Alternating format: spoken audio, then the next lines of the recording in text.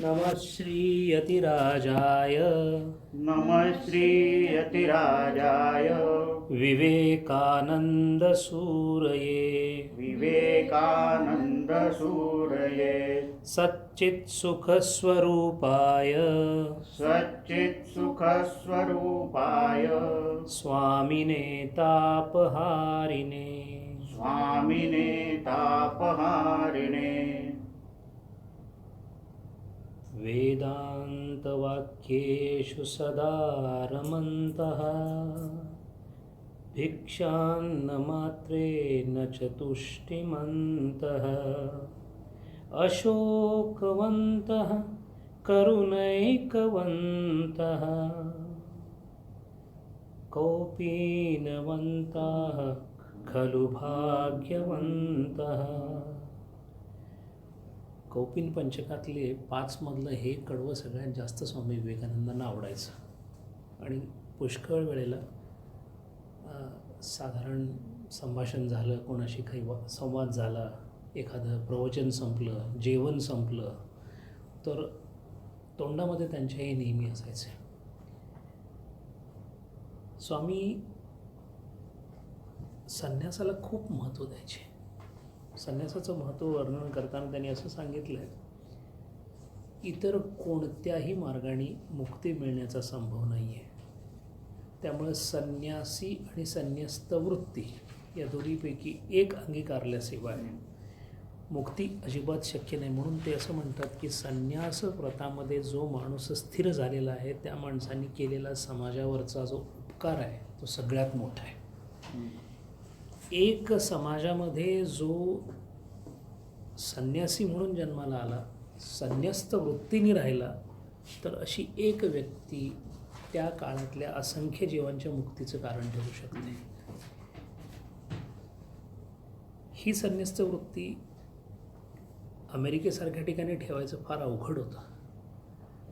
स्वामीजी सांगताना असं सांगतात की ज्या प्रकारचं वैभव मी उपभोगलेलं आहे अमेरिकेमध्ये, ज्या प्रकारची मला अनुयायी लाभले, जितका मान सन्मान मला लाभला, जितकी वित्तार्जनाची मला संधी आली, तितकी माझ्या पाहण्यामध्ये फार कमी लोकांना आली असेल. आणि एवढं असूनसुद्धा माझा कुठेही तोल न ढळण्याचं काम हे ज्यांनी माझ्याकडून करून घेतलं त्या गुरूंचे मला नेहमी आभार मानायचं वाटतात. म्हणून ते स्वामी रामकृष्णांच्याबद्दल फार आदराने बोलायचे की माझ्या गुरूंनी मला माझ्या जागी ठेवलं. प्रलोभनं रोज असताना सुद्धा स्वामीजींनी कुठेही आपल्या साधनेमध्ये खंड येऊ दिलेला नाही आहे. 3 सत्रातून स्वामीजींचं वास्तव्य आपल्याला बघायला मिळालं आहे. पार्लमेंट संपल्यानंतरचा एक असा वादळी प्रवास, ज्याच्यामध्ये एकापाठोपाठ एक अशी असंख्य प्रवचनं करत स्वामीजी सुटलेले दिसत आहेत. या प्रवचनांसाठी खास त्यांनी त्या लेक्चर ब्युरोवर एक करार केलेला दिसतो. आणि कधी त्यांनी मारून मुटकून दिलेली प्रवचनं, कधी यांनी केलेली प्रवचनं, अशा पद्धतीने स्वामीजींना कोणत्याही प्रकारची उसंत न मिळता अगदी थकेपर्यंत त्यांनी प्रवचनं केली. जेव्हा असं लक्षात आलं की या ब्युरो या भानगडीतून आपल्याला निघायला पाहिजे आणि याच्यामध्ये आपली आर्थिक पिळवणूक तर होतीच, यापेक्षासुद्धा जास्त मानसिक ताण आणि शारीरिक ताण खूप पडत होता. असं म्हणतात की स्वामीजींचा मधुमेह हा अमेरिकेतच बळावलेला होता. पण गमतीचा भाग असा होता की नंतर स्वामीजींनी स्वतःच असं पुढे सांगितलं की माझ्या शरीराकडं दुर्लक्ष होण्याचं कारण म्हणजे मला बऱ्याच वेळेला देहाची भ्रांतीच पडलेली असायची. मी देहात आहे याची मला जाणीव नसल्यामुळे मी माझ्या देहाकडं बऱ्याच वेळेला जाणून बुजून नव्हे पण नकळत माझ्याकडून शरीराची हेळसांड झालेली आहे, असं स्वामीजी म्हणाले. या 3 टप्प्यातला पहिला टप्पा स्वामीजींनी लेक्चर ब्युरोबरोबरचा कॉन्ट्रॅक्ट संपवून केला आणि दुसरा टप्पा जो सुरू झाला तो मार्च 1894ला संपला. डेट्रॉईट नावाच्या शहरामध्ये प्रचंड गदारोळ झालेला आपण पाहिला. एक गोष्ट निश्चित झाली होती की साधारण अर्ध्या अमेरिकेमध्ये स्वामीजींनी खळबळ उडवून दिली होती. बहुतेक सगळ्या वृत्तपत्रांना माहिती झालं होतं की जर वृत्तपत्राचा खप वाढवायचा असेल तर या माणसाबद्दल काहीतरी छापलं पाहिजे. आणि छापण्यासाठी त्या प्रकारची परिस्थितीसुद्धा होती. परिस्थिती अशी होती की स्वामीजी एका बाजूला, सगळे ख्रिश्चन मिशनरी दुसऱ्या बाजूला, भारतातले ख्रिश्चन मिशनरी दुसऱ्या बाजूला, आणि या दोघांना जोडणारा अत्यंत वाईट असा दुवा म्हणजे एक भारतीय प्रतापचंद्र मुजुमदार. या माणसांनी स्वामीजींना जितका त्रास दिला तितका त्रास स्वामीजींना त्यांच्या आयुष्यामध्ये कोणाकडूनही झालेला नाही. झालं असं की जोपर्यंत प्रतापचंद्र मुजुमदार अमेरिकेत होते तोपर्यंत त्यांनी अनेक प्रकारच्या चुकीच्या बातम्या अमेरिकन मिशनरींना पुरवल्या. त्या बातम्या खऱ्या आहेत असं सांगण्यासाठी त्यांचे भारतातले जे मिशनरी होते त्यांनी त्याला दुजोरा द्यायला सुरुवात केली. तिथून निघून आल्यानंतर प्रतापचंद्र मुजुमदारांनी कलकत्त्यामध्ये आल्या तिथं स्वामी विवेकानंदांनी किती देशाचं मोठं नुकसान केलेलं आहे हे सांगायला सुरुवात केली. आणि असं सगळं झाल्यामुळे जितक्या बातम्या असायच्या त्या सगळ्या बातम्या अशा पद्धतीने मांडल्या जायच्या. वृत्तपत्रात आल्यामुळं लोकांना स्वामीजींच्याबद्दल काही ठिकाणी जे जवळचे होते त्यांना शंका येत नव्हती, पण ज्यांनी स्वामीजींना दुरून पाहिलं होतं, ऐकलं होतं, ज्यांना आनंद झाला होता त्यांना असं वाटलं की अरे हा खूप बोलतो चांगलं पण आचरणाने फार चुकीचा माणूस आहे. अशा उद्विग्न अवस्थेमध्ये स्वामीजी असताना आपल्या कार्याला त्यांनी कुठंच थांबवलेलं आपल्याला दिसत नाही. आणि स्वामीजींनी मग त्यावेळेला जे पत्र लिहिलं त्या पत्रामध्ये पण असं म्हटलं आहे की माझा स्वभाव असा आहे की मला जर कोणी विरोध केला तर माझ्यातली ताकद चौपट होऊन जाते. आणि हे सगळं होत असताना स्वामीजींना एक वेगळा संघर्ष करावा लागला. तो संघर्ष लक्षात घेण्यासारखा आहे. आपल्याला जेव्हा एखाद्या संघर्षाला सामोरं जावं लागतं तेव्हा आपण करत असलेल्या इतक्या चांगल्या कामाला लोकांनी अडचण केली म्हणून आपल्याला त्रास होतो. त्यासाठी आपण देवाकडे करुणा भागतो की मी तुझं किंवा तुला आवडेल असं काम करतोय, सत्कर्म करायला जातोय ना, लोक मला हे करू देत नाहीत. इथंपर्यंत आपण चांगुलपणा पाहिलेला असेल. स्वामीजींचे प्रश्न होते ते दोन वेगळ्या पातळीवरचे होते.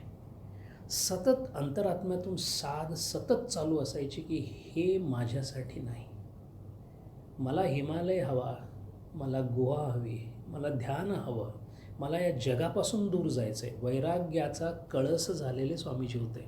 आणि अतिवैराग्य किंवा अतिवर्णाश्रमी झालेला जेव्हा एखादा जीव या अमेरिकेसारख्या गावामध्ये येतो तेव्हा त्याला काय त्रास होतो हे सामान्यांना कळणार नाही. तिथल्या लालित्यानं दिग्मूढ होऊन जाणं हे सगळ्यांना कर्मप्राप्त आहे.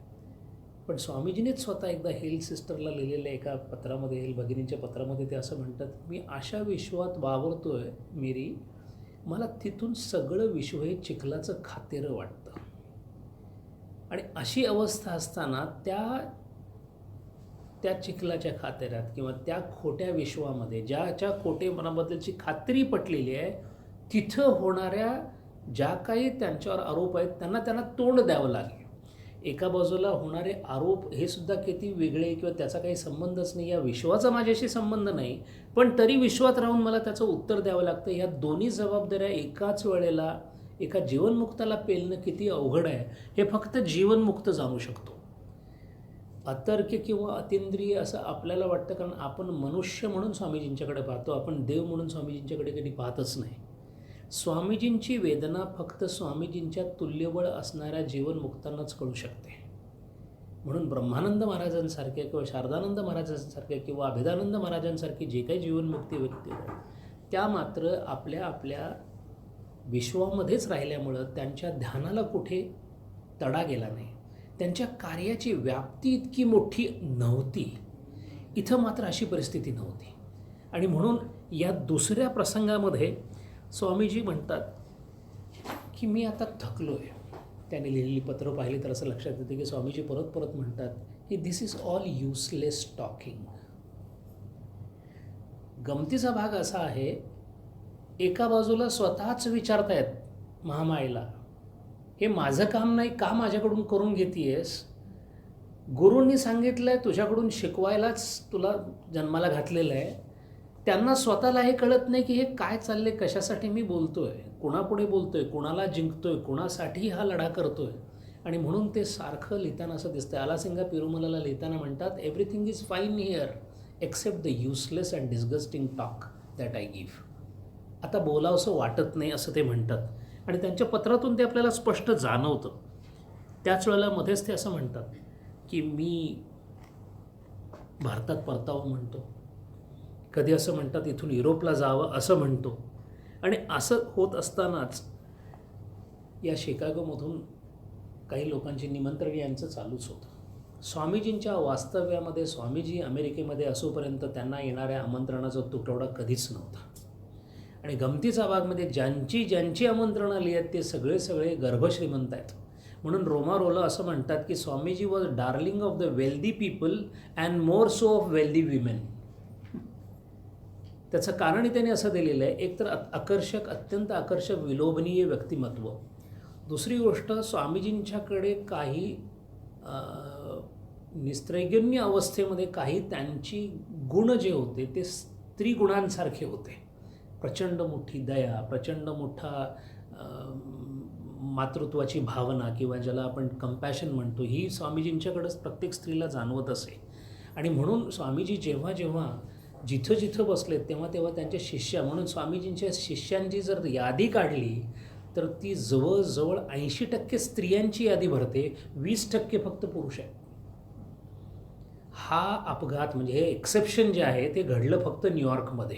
म्हणून स्पष्टपणे स्वामीजींनी असं लिहिलं आहे, न्यूयॉर्क शहर मला खूप आवडलं. आणि गमतीचा भाग म्हणजे इथे माणसंसुद्धा धार्मिक आहेत, बाकीच्या ठिकाणी स्त्रिया धार्मिक आहेत असं ते म्हणतात. काही का असे ना, स्वामीजींच्या आयुष्यामध्ये एक गोष्ट निश्चित दिसते की स्वामीजींचा स्त्रियांकडे असणारा कल आपल्याला नेहमी दिसतो. स्वामीजीला प्रत्येक स्त्री आणि स्त्रीचं मातृत्व याच्याबद्दल प्रचंड आदर आहे. आणि कुठेतरी स्त्रीच्या मातृत्वाचा देवाच्या देवपणाशी त्यांनी संबंध लावलेला आहे. आणि म्हणून ते नेहमी म्हणतात की स्त्रीला सहचारिणी म्हणून पाश्चिमात्य देशांनी पुढं नेलं. भारत देश मात्र स्त्रीला कधीही माता या भूमिकेतून इकडे तिकडे जाऊ देत नाही, कारण त्या भूमिकेतच तिचं वैभव आहे, त्या भूमिकेतच तिचा आदर आहे आणि त्या भूमिकेतच तिला त्याच्या सहचार्याने ठेवावं अशी भूमिका स्वामीजींनी घेतलेली होती. या डेट्रॉईटवरून परत आल्यानंतर अजून वर्तमानपत्रात दुदुंबी चालूच होते.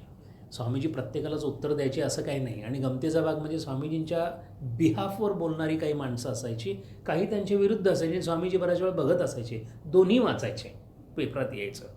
त्यात बरीच लोक अज्ञात नावाने लिहायची स्वामीजींच्या बाजूने. स्वामीजींना तेही कळायचं नाही, कोण असेल तो असेल, पण हे सगळं अगदी गमतीनं ते पाहत असायचे. याच वेळेला लिन नावाच्या गावामध्ये मिसेस फ्रान्सिस म्हणून होत्या, त्यांनी निमंत्रण पाठवलं. परत लिन म्हणजे सुद्धा एक अत्यंत श्रीमंत बाई. लिन नावाचं गाव जे होतं ते बोस्टनजवळ होतं. तिथे शूज मॅन्युफॅक्चरिंगचं त्यावेळेला खूप मोठं सेंटर होतं ते. आणि त्यातले मोठे पादत्राणाचे मॅन्युफॅक्चर करणारे जे लोक होते, एक फॅमिली होती, त्या फॅमिलीच्या या लिन या बाई होत्या. त्यांनी स्वामीजींना बोलवलं होतं. न्यूयॉर्कमधून निमंत्रण चालूच होतं. मिस स्मिथ होत्या, मिसेस गोल्ड होत्या, डॉक्टर ग्युएन्सी म्हणून होते, ते नंतर खूप त्यांचे जवळचे शिष्य पण म्हणले. हे सगळे लोक बोलवत होते. स्वामीजी हे सगळं करत असताना नॉर्दम्प्टन नावाच्या गावाला गेल्याचे दिसतात ते. म्हणजे हे नॉर्दम्प्टन गाव बोस्टन वगैरे गावापासून जवळ आहे. खरं म्हणजे स्वामीजींचा या काळातला प्रवास आपल्याला साधारण न्यूयॉर्क आणि बोस्टनच्या आजूबाजूला झालेला दिसतो. आणि आपण पहिल्यांदा पाहिलेली जी स्वामीजींची गावं आहेत ते ॲनिस्क्वाम नावाचं गाव, सालेम नावाचं गाव, ही सगळी गावं जवळजवळ आहेत. आणि म्हणून स्वामीजी जेव्हा पहिल्यांदा नॉर्दम्प्टनला आले तेव्हा तिथे ही फिंके नावाची बाई, मार्था फिंके, ती पुढे त्यांची शिष्या बनली. ही बाई जी होती ती मूळची डेट्रॉईटची आणि तिचे वडील धान्याचे मोठे व्यापारी, श्रीमंत बाई होते. मुलगी होते, ते लग्न झालं तिचं. अत्यंत देखणी बाई आणि ख्रिश्चन धर्माला अनुसरणारी बाई होती. डेट्रॉईटमध्ये स्वामीजींच्या एका भाषणाला कोणीतरी विचित्र पुरुष आला आहे असं काहीतरी वाटल्यामुळे गेलेली बाई. आणि पहिल्याच स्वामीजींच्या भाषणामध्ये स्वामीजींच्या ती भक्तिप्रेमात पडलेली दिसते आणि नंतर स्वामीजींच्या मागेच ती लागली.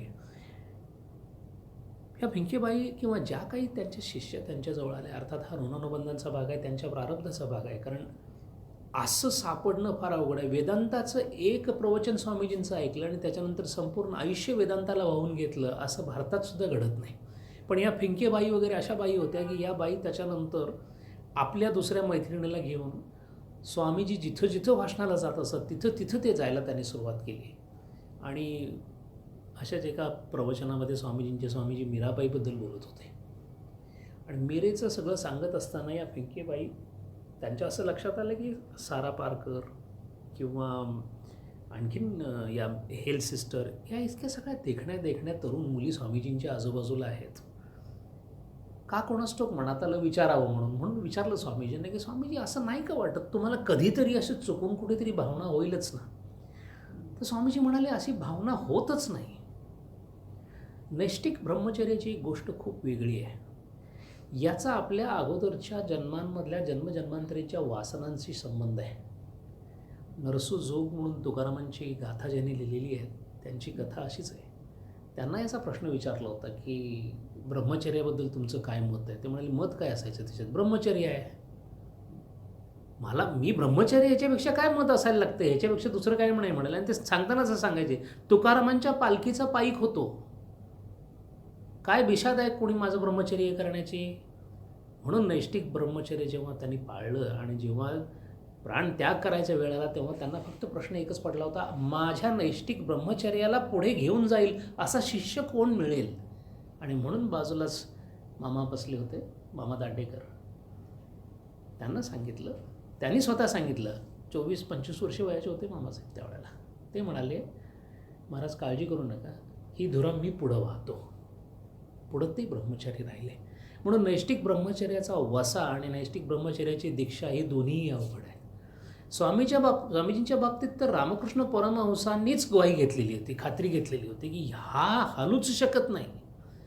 तरी या बाई मागे लागायचे काय थांबे नाहीत. म्हणून त्यांनीच म्हटले. तर त्यावेळेला मग स्पष्ट स्वामीजींनी सांगितलं आहे. म्हटलं मी खरं सांगू का, मला असं काही वाटत नाही. कारण मला आई आणि बहीण यापेक्षा कोणी दिसतच नाहीत. आणि त्यात समजा काहीतरी वाईट प्रकार त्या बाईंनी जर केला तर मी खरोखर तिला बेडूक करून टाकेन. आणि तेवढी ताकद आहे माझ्यामध्ये. म्हणजे त्यांचा ब्रह्मचर्यावरचा प्रभाव, प्रगती हे सगळं बघून ही फिंकेबाई जी होती तिने सगळ्या प्रसंगामध्ये स्वामीजींना पाहिलं होतं. ह्या नॉर्दम्प्टन गावामध्ये स्वामीजी आले भाषण द्यायला आणि प्रवचन ठरलेलं होतं, सगळीकडे प्रसिद्धी झाली होती. स्वामीजी प्रवचन करणार असं ठरलं होतं, पण कुठल्याही हॉटेलामध्ये स्वामीजींना जागा दिली नाही, कारण ते काळे होते.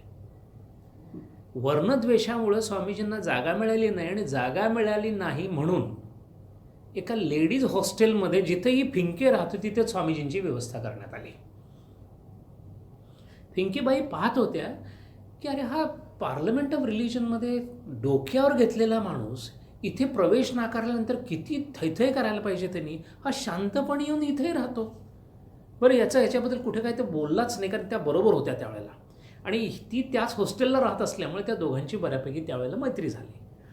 मग तिने आपल्या मैत्रिणीनं सांगितलं की हे स्वामीजी आहेत, मी त्यांचं ऐकलं, खूप मोठ्या आहेत वगैरे. मग त्या सगळ्या मुली जेवढ्या शिकायला आल्या होत्या त्या सगळ्या एकत्र आल्या आणि तिथे एक मीटिंग ठेवण्यात आली. ते काय झालं, एल्म स्ट्रीट नावाच्या ठिकाणी एक ती प्रवचन स्वामीजींचं ठेवलं होतं. ते प्रवचन आलं, ते प्रवचन झालं आणि स्वामीजीने ठरल्याप्रमाणे हिंदू धर्मावर बोलले, ख्रिश्चन धर्माला काय जिथं लताडायचं तिथं कुणावर लताडायचं ते सगळं करून ठरलं. स्वामीजींना भीती नावाचा काही प्रश्न नव्हता. ही घटना घडली दुपारी. ताबडतोब बातमी पसरली की ख्रिश्चन धर्मावर यांनी आपल्या गावामध्ये येऊन हल्ला चढवला. म्हटल्यानंतर संध्याकाळी ताबडतोब स्वामीजींना निरोप आला की परत एकदा आपली चर्चा होणार आहे. तर स्वामीजी म्हणले कोण चर्चा करणार आहे. म्हटलं ते सगळे येणार आहेत. आणि मग फिंकेबाईंनी लिहून ठेवले, छान लिहून ठेवले.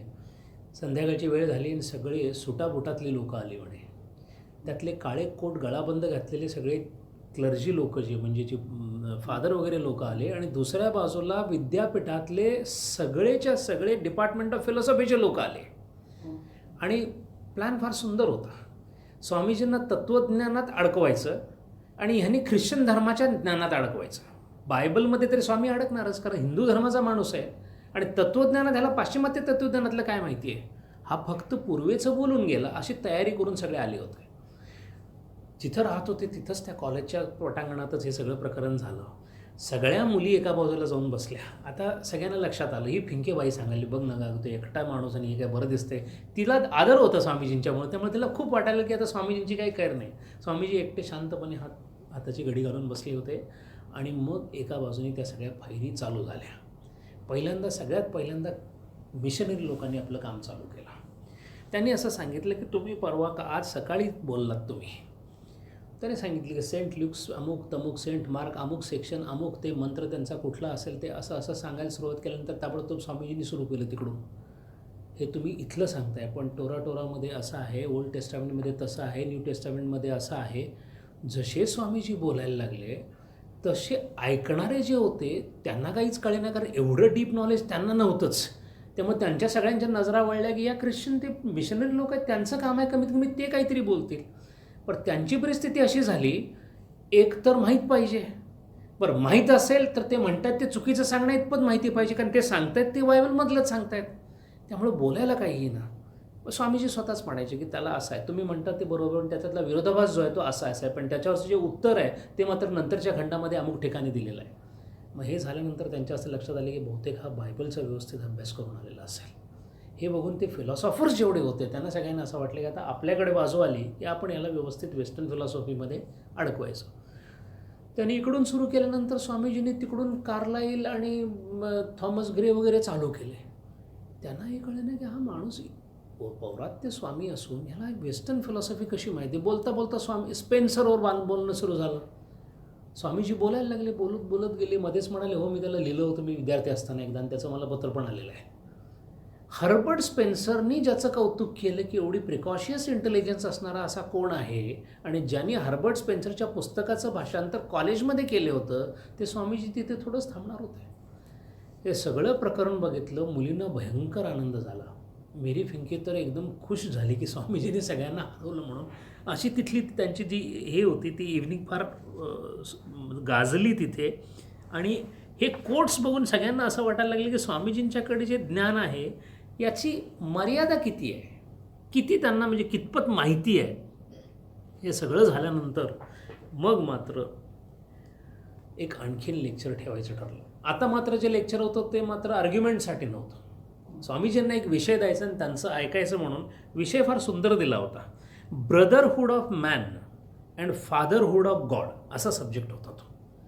स्वामीजींचं वैशिष्ट्य असं होतं की ते प्रत्येक विषयाची मांडणी म्हणजे अलीकडंच स्वामीजींच्या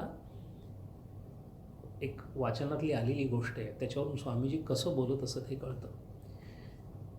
सायणाचार्यांचा एक वाद आहे. तो वाद असा आहे की वेदांची निर्मिती ही नादब्रह्मापासून झालेली आहे, आणि याचा विस्तारित भाग असा आहे की कोणतीही वस्तू अस्तित्वात येण्यापूर्वी त्याची कल्पना अस्तित्वात येते असा तो वाद आहे. त्याला आयडियलिझम असं म्हणतात. म्हणजे या जगामध्ये जे जे तयार झालं त्याची कल्पना पहिल्यांदा झाली आणि मग वस्तू तयार झाली. आणि याला प्रचंड मोठा विरोध आहे, कारण वस्तू असल्याशिवाय तिला नाम असू शकत नाही. नाम देण्यासाठी वस्तू असली पाहिजे, पण नाम पहिल्यांदा आहे आणि त्या नामानुसार वस्तू तयार झाली असं कसं असू शकेल. याचं अत्यंत उत्कृष्ट भर्तृहरीच्या पुस्तकाचा आधार घेऊन, न्यायशास्त्रातलं एक पुस्तक मी नाव विसरलं त्याचा आधार घेऊन स्वामीजींनी, आपण ते 1899 बघू, स्वामीजी परत आल्यानंतरचा तो संवाद आहे. त्या संवादामध्ये त्यांनी ते संपूर्णपणे विश्लेषण करून सांगितलं आहे. ते मी वाचत असताना असं वाटलं की हां इतकं सोपं आहे असं आहे. आता परत गेलं ते स्वामीजी बोलताना, कारण तेव्हा एक गोष्ट लक्षात आली की ही संकल्पना ऐकताना इतकी अवघड वाटते. स्वामीजींनी सांगितलेलं वाचताना असं वाटतं की स्वामीजी जेव्हा बोलत असतील. आणि म्हणून तो जो प्रश्न आहे की ज्यांनी आयुष्यामध्ये वेदांत नावाचा शब्द ऐकलेला नाही अशी 800 माणसं, हजार माणसं उपनिषदांचं काहीतरी ऐकायला कशी थांबू शकतात.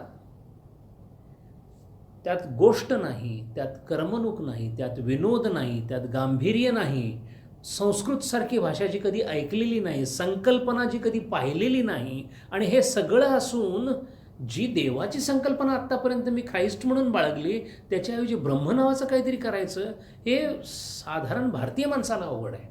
असं असून स्वामीजी सतत 4 वर्ष आपल्या केवळ वक्तृत्व आणि हे सगळं करत होते. याचं कारण म्हणजे त्यांच्या तोंडातून येणारा शब्द ज्या अवस्थेमध्ये येत असे. आणि म्हणून तुकाराम महाराजांचं कीर्तन फार सुश्राव्य होतं, हे त्यांच्या गळ्यामुळे नव्हे. तुकाराम महाराज कीर्तन करत असत. नाथांच्या कीर्तनाला, नाथ जलसमाधीला बाहेर पडल्यानंतर अख्खा गाव मागे पडला होता. त्याचं कारणच असं होतं की आज नाथ जे गातायत असं कधी ऐकलेलं नाही. म्हणून ते कळो न कळो म्हणून प्रत्येक गोष्टीचं जे अंतिम तत्व इसेन्स आहे, स्वामीजींच्या बोलण्यामधून इसेन्स बाहेर यायचा. आणि म्हणून या मेरी फिंके या मुलीला जेव्हा समाधीबद्दल स्वामीजी सांगत होते, असं बऱ्याच वेळा चाललं आहे, स्वामीजींना समाधीबद्दल विचारले आणि स्वामीजींनी आपण एखादी वस्तू काढून दाखवली ना तशी समाधी लावून दाखवत असत. असं एकदा नाही, त्यांच्या चरित्रामध्ये अनेक वेळा झालेलं आहे. अर्थात ज्याच्यासाठी झालेलं आहे त्याच्यासाठी ते व्हायचं होतं म्हणून झालेलं आहे. पण माझा अजिबात चमत्कारावर विश्वास नाही असं सांगणारे स्वामीजी जेव्हा अशी गोष्ट यायची, आणि खूप वेळा असं झालं आहे, भगिनी निवेदितांनी लिहून ठेवले त्या काळातली परिस्थिती, अमेरिकेतली परिस्थिती अशी आहे, पुष्कळ वेळेला स्वामीजी त्यांना समाधी माहीत नव्हते. त्यामुळे ज्यांनी लिहून ठेवले त्यांनी असं लिहून दिलं आहे, he use to think and the thought is to carry him. आणि त्याचं वर्णन लिहिले पुढे की ते विचार करायचे म्हणे, डोळे उघडे असायचे, ते विचार करत असायचे, विचार करता करता आम्हाला असं जाणवायचं की त्यांच्या श्वासामधली लांबी वाढत चालली आहे. प्रदीर्घ श्वास, प्रदीर्घ निश्वास, आणि नंतर मध्ये बराच वेळ थांबल्याचा भास आम्हाला व्हायचा. आणि असं वाटायचं की आता सगळं संपलं आहे, थांबले की काय, आणि तेवढ्यात थोड्या वेळानंतर परत श्वास चालू व्हायचा. असं व्हायचं.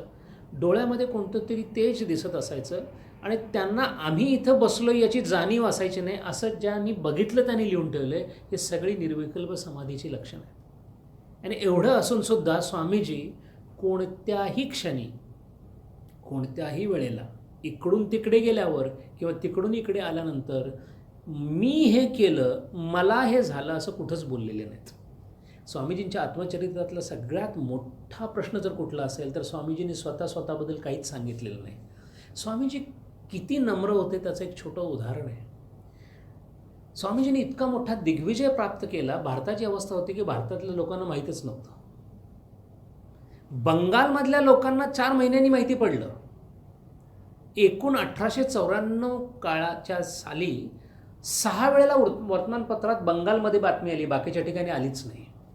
टिळकांना वगैरे याचा अजिबात पत्तासुद्धा नव्हता की अशी कॉन्फरन्स झालेली आहे आणि तिथं स्वामी विवेकानंद गेलेले आहेत. त्यांनी पाठवलेल्या पत्रांमुळं काही मद्रासच्या अलासिंगा वगैरे शिष्यांना कळालं, आपल्या दिवानांना कळालं जुनागडच्या, किंवा अजित सिंगांना कळालं खेतरीच्या, पण बाकीच्या कोणाला काहीच माहीत नव्हतं. अशा परिस्थितीमध्ये जेव्हा बंगालमध्ये कळालं तेव्हा काही लोकांनी मात्र त्याचं पेपरमध्ये थोडंसं लिहिलं.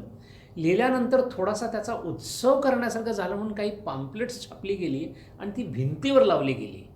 ती जी भिंतीवर लावलेली जी वृत्तपत्र किंवा काय जे काय होतं त्याचं एक छोटंसं बाळ पोस्टाने स्वामीजींच्याकडे पाठवलं. ते त्यांनी उघडलं. स्वामीजींनी उघडल्यानंतर स्वतःचं नाव बघितलं. फार सुंदर लिहिलं आहे, Swamiji blushed in red. Swamiji लाजले, आपलं नाव आलंय म्हणून. मग खूप इच्छा झाली होती कोणाला, हे आपली बहीण म्हणजे हेल भगिनींना सांगायचे की बघ माझं, तुझा दादा किती मोठा झाला.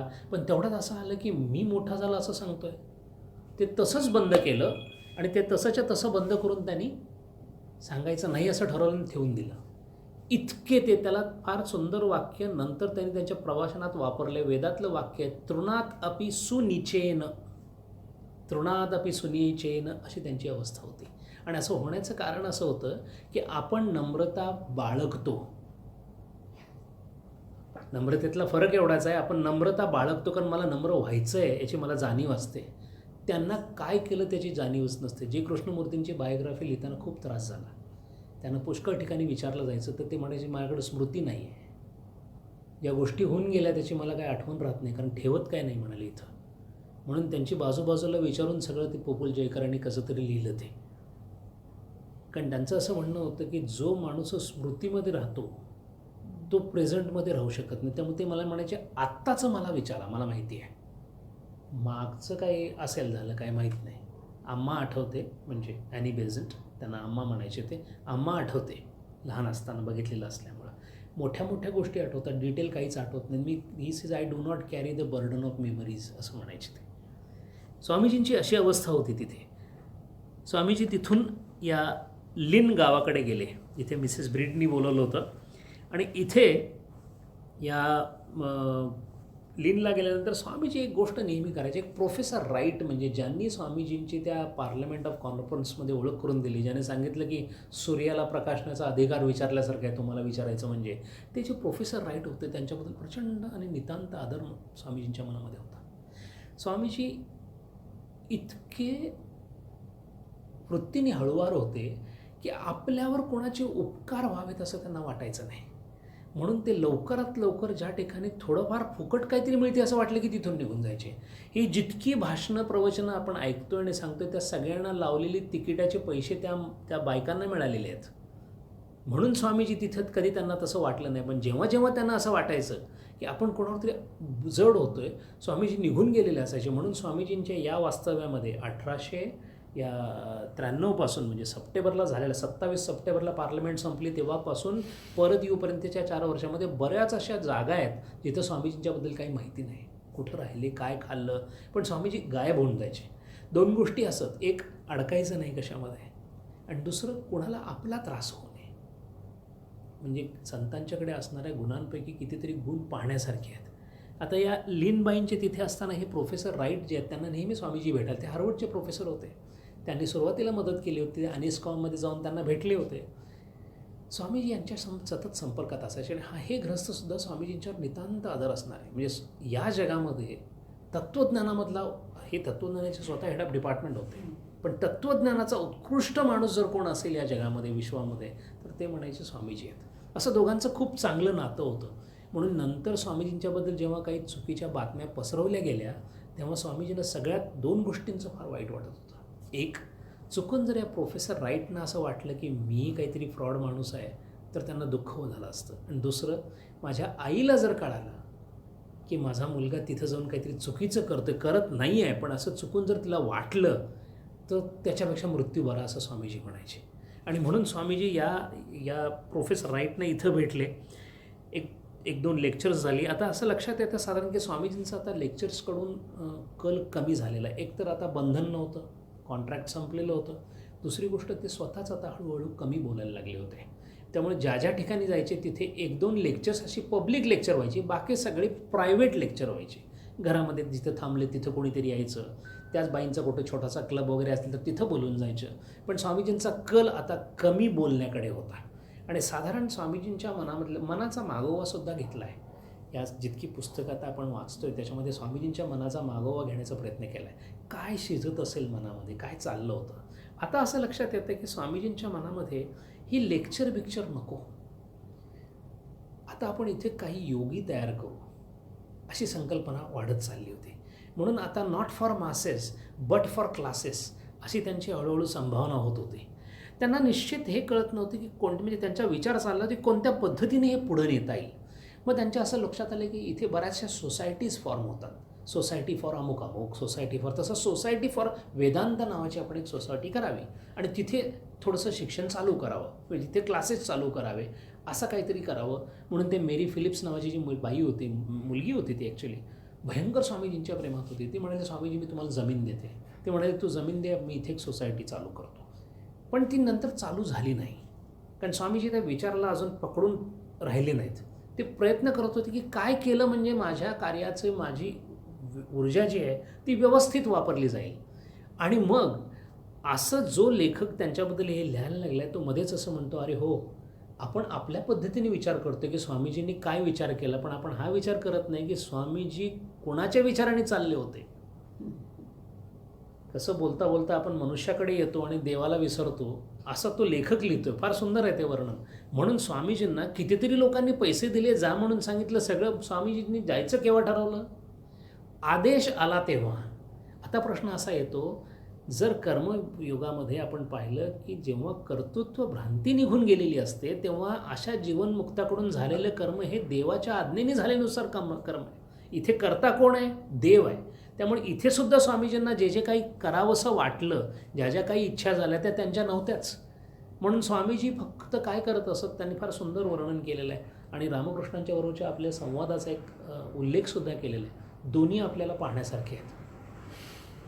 एका शिष्याने विचारले स्वामीजींना की स्वामीजी काय करायचं, हे केव्हा संपायचं, केव्हा आमचं हे, तुम्ही तुमचं गोष्ट वेगळी, आम्ही साधी माणसं, दुःख, पाप, वासना, विषय, याच्यातून काय आम्ही बाहेर निघत नाही. काहीतरी थातुरमातुर एखादी प्रार्थना म्हणतो, कुठेतरी काहीतरी करतो, त्यालाच अध्यात्म समजतो. पण हे असं किती वेळ चालायचं? फार सुंदर उत्तर स्वामीजींनी दिलेलं आहे. ते म्हणाले, बघ बाळा, असं आहे, लागू देत ना, किती लागतात, त्याला काय करायचं आहे. तू त्या मार्गावर आहेस ना, ही त्याची पहिली कृपा असं समज.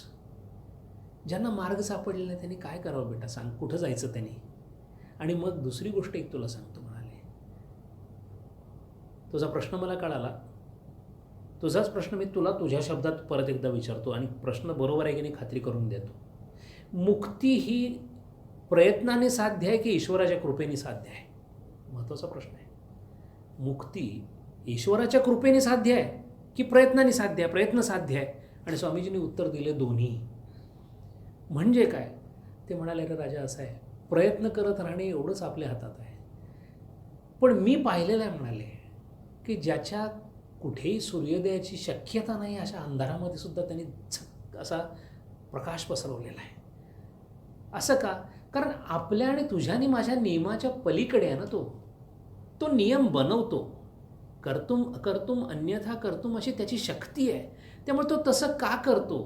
चितेवर झोपलेल्या माणसाला सुद्धा मरणापूर्वी फक्त आठवण झाली म्हणून मुक्त करून टाकतो. आणि आयुष्य ज्यानं झिजवलं त्याला आणखीन काही जन्म घ्यायला लावतो. असं का होतं? याची सगळीच उत्तरं बाळा आपल्याकडं नसतात. म्हणून बऱ्याच योजना आहेत ज्या मानवी बुद्धीच्या पलीकडच्या आहेत, अतर्क्य आहेत.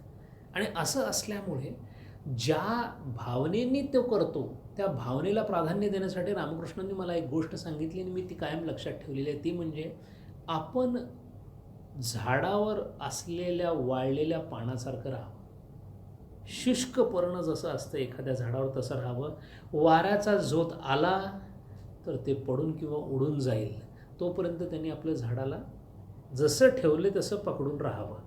त्या झाडाच्या कोणत्याही रसामध्ये त्या पर्णाचा काहीही सहभाग नसतो, पण झाडाला चिकटलेलं असतं. किती सुंदर रामकृष्णांनी वर्णन केलं आहे पहा. त्याच्या इच्छेला आपली इच्छा मानणं आणि आपलं सगळं कर्तृत्व या विश्वामध्ये, या विश्वातून काही न घेता केवळ परमेश्वराच्या आशीर्वादावर थांबले अशा पद्धतीने थांबावं असं माझ्या गुरूंनी मला सांगितलं, असं स्वामीजींनी उत्तर दिल्याचं आढळत आहे. हे लिन या गावामध्ये राहिल्यानंतर स्वामीजी पहिल्यांदा न्यूयॉर्कला आले. गमतीचा भाग म्हणजे स्वामीजी न्यूयॉर्कला किती वेळाने आले तिथं, आणि नंतर न्यूयॉर्कच त्यांचं सगळ्यात मोठं सेंटर बनणार होतं कार्याचं. आजसुद्धा रामकृष्ण मिशनचं सगळ्यात मोठं काम न्यूयॉर्कच्याच केंद्रातून होतं. ज्या ठिकाणी न्यूयॉर्कमध्ये स्वामीजींनी काम केलं त्याच ठिकाणी शारदानंद गेले, त्याच ठिकाणी अभेदानंद गेले, त्याच ठिकाणी हजारो रामकृष्ण मिशनचे साधू गेले. आजसुद्धा त्यांचा प्रचार प्रसार जो आहे तो तिथूनच होतो. आणि म्हणून न्यूयॉर्कला आल्यानंतर त्यांनी पाहिलं की प्रचंड गजबजाटाचं शहर आहे. मॅनहटन नावाचा आजचा जो सगळ्यात महागडा भाग आहे तिथं स्वामीजी गेले होते. मॅनहटन त्यावेळेला एक आयलंड होतं. सगळ्या नवीन ज्या ज्या काही गोष्टी व्हायच्या त्या न्यूयॉर्कमध्ये व्हायच्या. विजेचा आविष्कार, फोर्डच्या ज्या काही डेव्हलपमेंट चालल्या, ऑटोमोबाईलची डेव्हलपमेंट जी चालली होती, आणि सगळे प्रत्येकजण कुठेतरी धावतोय अशी परिस्थिती होती. सहसा एखाद्या स्वामीला वाटलं असेल की एवढ्या गजबजाटात एखाद्या स्वामी किंवा महाराजांनी येऊन काय करायचं, पण स्वामीजींचा उत्साह द्विगुणित झाला होता. कारण स्वामीजी शक्तीचे पूजक होते. ते म्हणायचे राजस हवा, रजस हवा. राजस नाही, भारतामध्ये तामसानी भरलो आहे आम्ही. राजस असल्याशिवाय पुढे सत्वगुण येऊ शकत नाही. पहिल्यांदा याच्यामध्ये राहावंच लागेल. म्हणून बऱ्याच वेळा ते म्हणायचे की थोडा राजस जर मिळाला ना तर भारताचं भाग्य उजळेल. आणि ते सगळं बघून ते म्हणायचे हे दुसरं काही नाही, शक्ती आहे, जगदंबा इथे प्रसन्न झालेली आहे. आणि म्हणून तिथे आल्यानंतर ते सगळं पाहिलं, त्यातच त्यांना बरीचशी माणसं धार्मिक दिसली. म्हणून त्यांनी हेल्थ सिस्टर लिहिलेलं की हे पहिलं गाव जिथे माणसं धार्मिक दिसतात स्त्रियांपेक्षा. असं सहसा मला अमेरिकेत आढळलं नाही असं लिहिलं आहे. आलासिंगा पेरुमलाला पत्र लिहिलं आहे, Alasinga I saw New York, one of the best cities in USA, highly prosperous, little less in brain, असं लिहिलं आहे. आणि पुढं ते असं म्हणतात, ते वाक्य फार महत्त्वाचं आहे. त्यावेळेला सांगितलेलं वाक्य आजसुद्धा ते त्या शहराला लागू पडतं. This is the place of America which has head, hand and the purse. New York is the place which has the head, hand and the purse of America. हे त्यावेळेला त्यांनी लिहून ठेवले. अजूनही ते तितकंच सत्य आहे. इथे स्वामीजींची 2 लेक्चर झाली, आणि ही जी 2 लेक्चर्स झाली त्यातलं एक लेक्चर वॉल्डॉर्फ हॉटेलमध्ये झालं. आजसुद्धा जगातलं सगळ्यात महागडं हॉटेल ज्याला समजलं जातं ते ॲक्च्युली ॲस्टोरिया वॉल्डॉर्फ असं त्याचं आत्ताचं नाव आहे. त्यावेळेला ॲस्टोरिया नव्हतं, फक्त वॉल्डॉर्फ होतं. 1893ला त्याचं ओपनिंग झालं होतं. 1894ला स्वामीजींचं तिथं प्रवचन झालेलं आहे. चांगलं मोठं प्रवचन होतं. 7 कोर्स मील वगैरे होतं स्वामीजींना त्याच्यानंतर. पण या वॉल्डॉर्फमध्ये स्वामीजींनी जे भाषण केलं ते भाषण इंडिया आणि हिंदुइझम यावर होतं. आता या भाषणामध्ये मिसेस स्मिथ नावाच्या बाईंनी हे भाषण ऑर्गनाईज केलं होतं. पॉप्युलॅरिटी बघितली, ताबडतोब बाईंनी $1 $2 तिकीट करून टाकलं. स्वामीजींना फार कौतुक वाटायचं. प्रवचन ऐकायलाही लोक येतात, त्याच्यात पैसेही मिळवतात आणि स्वामीजींना $70 दिले. स्वामीजींना हे कळायचंच नाही की हा हिशोब काय. माझ्या मुक्तीसाठी, आपल्या सगळ्यांच्या कल्याणासाठी आपण एकत्र येतोय आणि त्याच्यात एकाच वेळेला त्याच भक्तिभावाने देण्याघेण्याचा व्यवहारसुद्धा करतो. ते म्हणायचे अमेरिका खरंच ग्रेट आहे. आणि म्हणून ते म्हणायचे इथे डॉलर रिलिजन फार जोरात चालतो, असं स्वामीजींचं मत होतं. दुसरं त्यांचं जे भाषण झालं ते इंडिया अँड रिइन्कार्नेशन या विषयावर झालं. आणि इथं स्वामीजींनी हे ठरवून केलं होतं की त्यांच्याकडून झालं माहीत नाही, पण प्रत्येक ख्रिश्चन धर्मामधल्या एक चुकीच्या संकल्पनाला स्वामीजी योग्य वेळेला तडाखा देत गेलेले आहेत. इथं त्यांनी जजमेंट डे या संकल्पनेला तडा दिलेला दिसतो. हा डे आपल्याला कायनात काय म्हणतात त्याला आपण, तो प्रलयाचा दिवस जो म्हणतात तो म्हणजे इस्लाममध्ये पण आहे आणि याच्यामध्ये आहे. स्वामीजींनी सांगितलं आमचा धर्म जजमेंट डेवर विश्वासच ठेवत नाही. कारण जजमेंट डे म्हणजे काय, तर परमेश्वर सगळ्यांना बोलवतो आणि काय बरं वाईट करून त्याला शिक्षा आणि हे करतो. आमचा देव शिक्षाच करत नाही म्हणाले. आणि आमचा देव रिवॉर्ड आणि पनिशमेंट या भानगडीतच पडत नाही. मग प्रश्न असा झाला की मग तुमचा देव काहीच करत नाही, मग करतो कोण. ते म्हणाले करतो काय नाही, फक्त तो नियंत्रण करतो. शिक्षा आम्हीच द्यायची असते आणि रिवॉर्ड आम्हीच द्यायचं असतं. आम्ही काय करतो त्याप्रमाणे आम्हाला मिळतं, फक्त ते मिळतं की नाही एवढं ते तो बघतो. तो वाढवतही नाही, तो कमीही करत नाही. त्यामुळे जजमेंट नावाचा प्रकार काय नसतो. आमच्या दृष्टीने आम्ही आमचंच जजमेंट करत असतो. So if I have judged myself properly there is no judgement day for me. If I have not judged myself properly in my behavior and my thought process, there is a judgment day every day. असं स्वामीजींनी सांगितलं. स्वामीजी फार मोठी विधानं करायची. अमेरिकेसारख्या ठिकाणी जवळजवळ आत्ता इस्लाम जसा आपल्याला एकेश्वरवादी वाटतो, उग्र वाटतो, तशी ख्रिश्चॅनिटी होती स्वामीजी जेव्हा पोचले त्यावेळेला. पण स्वामीजींनी एवढी धाडसाची विधानं केलेली आहेत. त्यातले एक विधान म्हणजे ते ख्रिश्चॅनिटीला धर्मच म्हणायचे नाहीत, त्याला क्रीड म्हणायचे. ते Christianity is not a religion, it is a क्रीड. आणि क्रीड is not bad, but it is not a religion म्हणायचे. रिलिजन हा स्वतंत्र विचाराचा धर्म असतो. तो स्वतंत्र विचाराचा धर्म नाही आहे.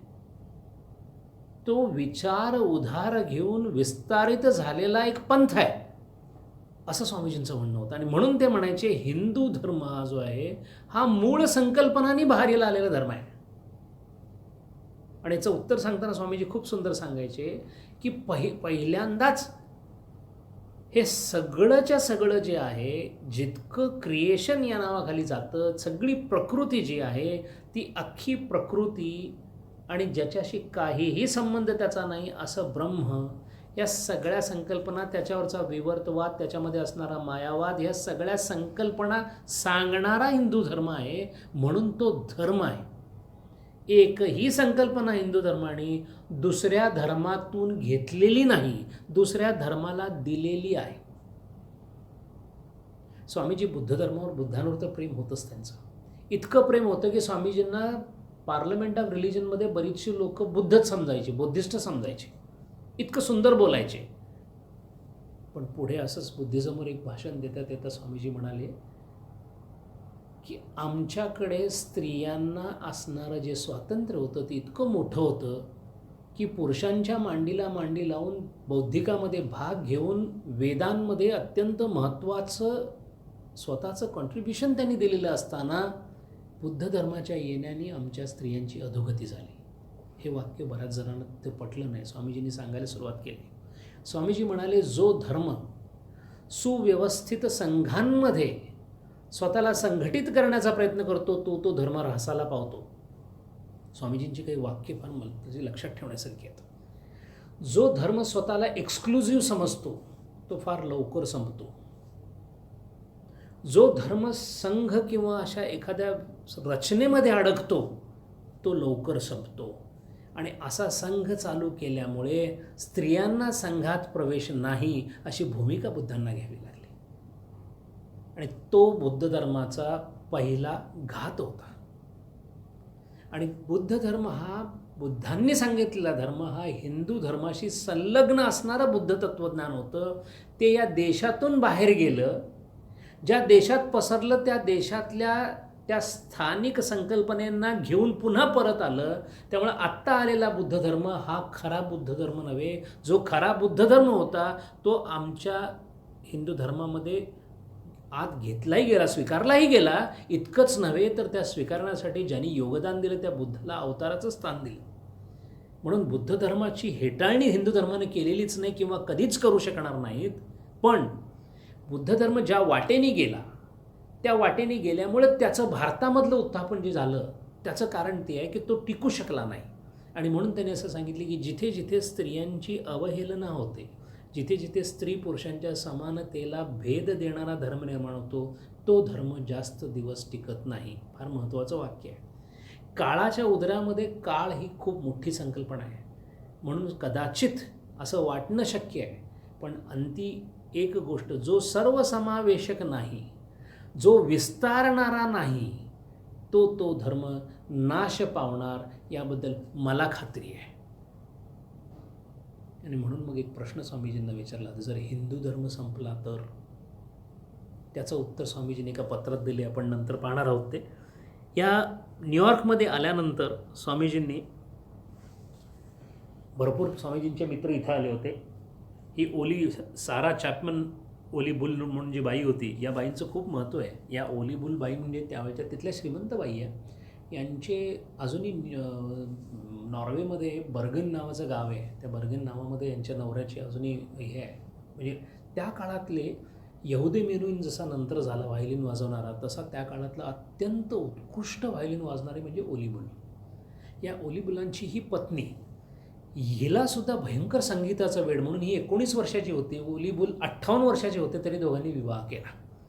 या दोघांच्या विवाहामध्ये तिला नवऱ्याबरोबर खूप ठिकाणी जावं लागलं, यावं लागलं आणि लग्नानंतर 13 वर्षात नवरा गेला. अशा या बाई, यांना एक मुलगीसुद्धा होती. या बाई संपर्कात आल्या बोस्टनमध्ये स्वामीजींच्या. स्वामीजींच्या संपर्कात आल्यानंतर स्वामीजींनी पहिल्यांदाच हिला हाक मारली आई म्हणून. आणि पुढे दोघांचं नातं इतकं जवळचं झालं, आई मुलाचं इतकं झालं की त्या स्वतः सांगायच्या की मला मुलगी आहे पण मला मुलगा आहे हे फक्त यांच्यामुळे कळालं. आणि स्वामीजींचे माझ्यावरचे उपकार ते म्हणाले असे आहेत की मला माझ्यातली मातृत्व परत जर कोणी जागवलं असेल तर स्वामीजींनी जाणवलं, म्हणून त्याला खरोखर आपल्या मुलासारखं वागवत असत. आणि मग स्वामीजींनी तिचं सगळं वर्तणूक पाहिली, सगळं तिची.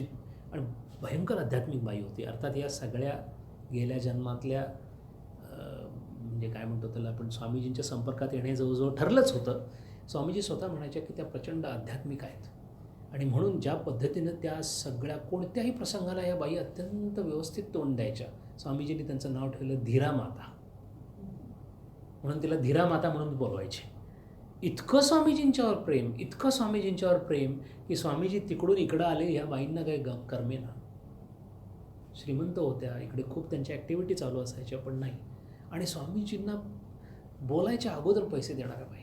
स्वामीजींनी खूप छान लिहून ठेवलं आहे, आपल्याला घेण्यासारखं आहे. दातृत्व असावं तर धीरामातेसारखं म्हणतात स्वामीजी. काय दिलं याची कधीही कुठेही वाच्यता केली नाही. पहिली गोष्ट दिलं पाहिजे, तिथून सुरुवात आहे. धीरामातांनी हजारो $, भगिनी निवेदितांनी ज्या नंतर शाळा चालवल्या त्या सगळ्या शाळांमध्ये सगळ्यात जास्त पैसा कोणाकडून आला असतात, या धीरामातांकडून. आणि काय स्थान होतं यांचं मी सांगायला हरकत नाही. जेव्हा रामकृष्ण मिशन प्रस्थापित झाली तेव्हा रामकृष्ण मिशनचे जे पदाधिकारी होते, म्हणजे ट्रस्टी म्हणून ज्यांचं नाव होतं, त्याच्यामध्ये स्वामी ब्रह्मानंद, स्वामी शारदानंद आणि धीरामातांना बोलवलं होतं. पण गमतीचा भाग म्हणजे त्याच्या पुढचा आहे. स्वतः धीरामाता म्हणाल्या, मी नाही जाणार, मी स्वामीजींची भक्त एवढीच माझी योग्यता आहे, तुमच्या एवढ्या योग्यतेची मी नाही आहे, तुम्ही गुरुबंधू आहात. या बाई अद्वैतामध्ये किती पुढे गेल्या होत्या हे पाहण्यासारखं आहे. नंतर 1899ला त्या आल्या भेटायला स्वामीजींना, स्वामीजींच्याकडे आल्या. स्वामीजी त्यावेळेला आपल्या शिष्यांबरोबर बसले, तर त्या यायच्या, स्वामीजींना नमस्कार करायचे आणि मग त्यांना झोपडी बांधून दिली होती. अमेरिकेमध्ये पॅलेशियल बंगलोमध्ये राहणारी त्या काळची बाई एका झोपडीमध्ये राहायची कलकत्त्यामध्ये. स्वामीजी आपल्या शिष्यांना सांगायचे, हे बघा, याला अध्यात्म म्हणतात. ही अशी तळमळ असावी लागते. स्वामीजींच्या त्यांच्या शिष्यांबरोबर असणाऱ्या नात्यांबद्दल खूप काही लिहिलं गेलेलं आहे. स्वामीजी भयंकर कडक वागायचे भगिनी निवेदितांबरोबर. इतकं कडक वागायचे की लोकांना सुद्धा वाटायचं की याच्यावर अन्याय होत आहे. ब्रह्मानंद महाराजांनी थोडासा प्रकाश टाकला आहे त्याच्यावर. असं म्हणतात की निवेदितांना स्वामीजींच्या बरोबर राहिल्यामुळे थोडंसं मनामध्ये काही विचार उत्पन्न व्हायला लागले होते. त्या थोड्या विचारांची सुद्धा जाणीव स्वामीजींना झाली होती. एवढ्या एका कारणासाठी स्वामीजी तिला प्रचंड परखड अशा तपस्येतून पुढे घेऊन जात होते. ब्रह्मचर्य कुठेही, जसं मंदाताई सांगतात, काचेचा तुकडा आहे, एक डाग जरी लागला तरी सगळं संपूर्ण, कारण शेवटी वासना आहे ते. आणि एवढ्या एका कारणासाठी मीरा मॅडलिन स्लेड जी गांधीजींच्याकडे होती, तिचं चरित्र वाचण्यासारखं आहे. गांधीजींनी तिला आपल्या त्या सेवाग्राममधून बाहेर काढलं होतं. तिला दूर राहायला सांगितलं होतं, कारण नकळत ती गांधीजींच्या खूप जवळ चालली होती. गांधी अँड हिज लेडी डिसायपल्स म्हणून खूप सुंदर पुस्तक आहे वाचण्यासारखं. त्यामध्ये प्रत्येक स्त्रीचं वर्णन केलेलं आहे. राजकुमारी अमृत कौर म्हणजे प्रिन्सेस होती ती, तिथंपासून ते या मीरेपर्यंत सगळ्या बायका गांधींच्या आजूबाजूला होत्या. त्यापैकी या स्त्रीला, त्या गांधींच्या बरोबर होत्या, त्या गोलमेज परिषदेला गेल्या. त्या त्यावेळच्या रिअर ॲडमिरलची मुलगी होती. त्यांच्या घरामध्ये 16 बॅटमन फक्त बेड बनवायला होते त्यांच्याकडं. जवळजवळ 80-85 खोल्यांचा बंगला, तोही थेम्स नदीच्या किनारी, तिथं राहत होती. तिथं मोठी झालेली ही मुलगी हे सगळं सोडून बापूंच्याकडे आली होती.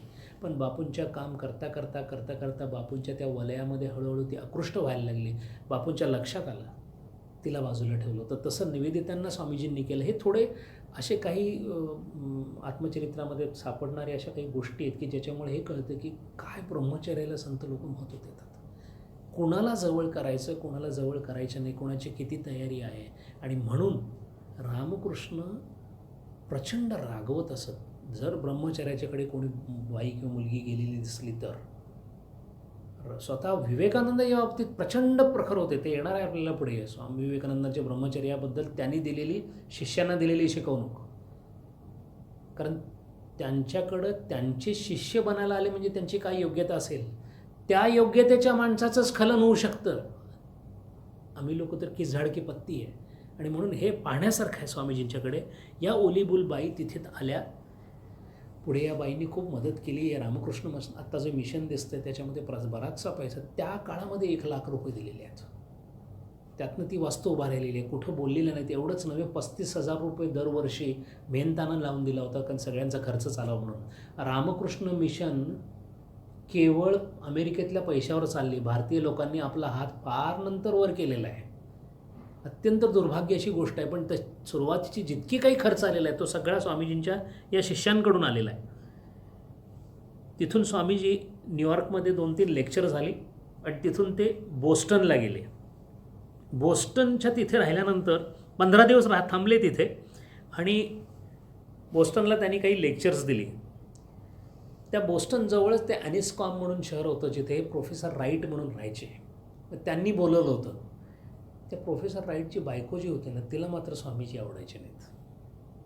तिचं असं म्हणणं होतं की हा काळा माणूस जर घरात आला तर ते सगळे, एकतर म्हणजे भरपूर लोक येऊन आत बसतात, मला ते सगळं जेवण, चहा, पाणी सगळं करायला लागतं. त्या बाईची अगदी तक्रार अशी असायची. स्वामीजी काही कारणाने 15 दिवस जाणार होते त्यांच्या घरी, पण राहिले बोस्टनमध्येच. काही कारणाने ते पुढं होत गेलं. त्यामुळे या बाई खूप आनंदित झाल्या. या बाबा काही घरी आला नाही, पण त्यांनी एक चांगलं काम करून ठेवलं आहे. त्या ॲनिस्कॉममधून बोस्टनला स्वामीजींचं लेक्चर ऐकायला यायच्या आणि त्यांनी त्या लेक्चरबद्दल लिहून ठेवले. त्यामुळं एका बाजूने त्यांनी थोडीशी मदत आपली अशी केलेली की स्वामीजी तिथं नेमकं बोस्टनमध्ये काय बोलले हे पाहण्यासारखं आहे. 6 लेक्चर स्वामीजींची तिथं एकूण त्या शहरामध्ये झाली. आता त्या शहरामध्ये जी 6 लेक्चर्स झाली त्यातलं 6वं लेक्चर जे आहे ना, ते हार्वर्ड युनिव्हर्सिटीमध्ये झालं. हार्वर्ड युनिव्हर्सिटी त्या काळामध्ये सुद्धा फार नावाजलेली होती. आता त्या काळामध्ये नावाजलेली म्हणजे ती जुनी असली पाहिजे. किती जुनी असेल? शिवाजी महाराज 6 वर्षांचे होते त्यावेळेला हार्वर्ड युनिव्हर्सिटी चालू झालेली आहे. 1636ला आलेली युनिव्हर्सिटी आहे ती. आणि ज्यावेळेला स्वामीजी पोचले त्यावेळेला त्या युनिव्हर्सिटीच्या तत्त्वज्ञान विभागाची म्हणजे मान्यता जगप्रसिद्ध होती.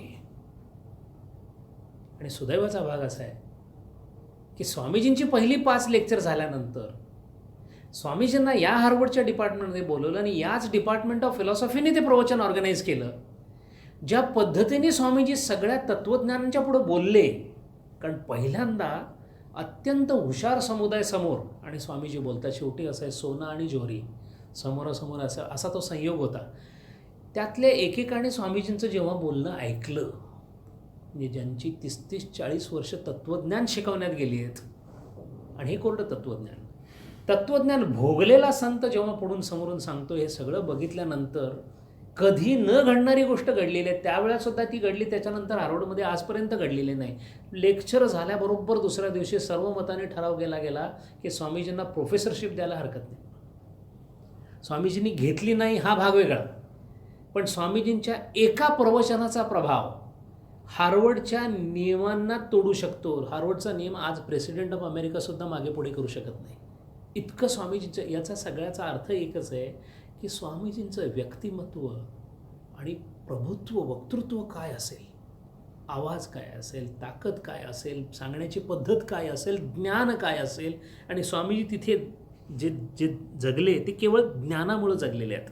त्यांनी तिथे एक लेक्चर दिलं.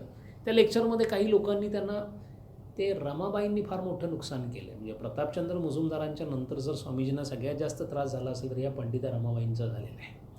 झालं असं की या बाई काही तशा वाईट नव्हत्या, त्या स्वतःच विधवा झालेल्या होत्या. त्यांनी नंतर परत लग्न केलं, तोही पती मेला, त्यामुळे त्या डबल विधवा होत्या थोडक्यात. त्या तिथं गेल्यानंतर त्यांनी काय केलं, जेव्हा त्या इंग्लंडला गेल्या त्या ख्रिश्चन झाल्या.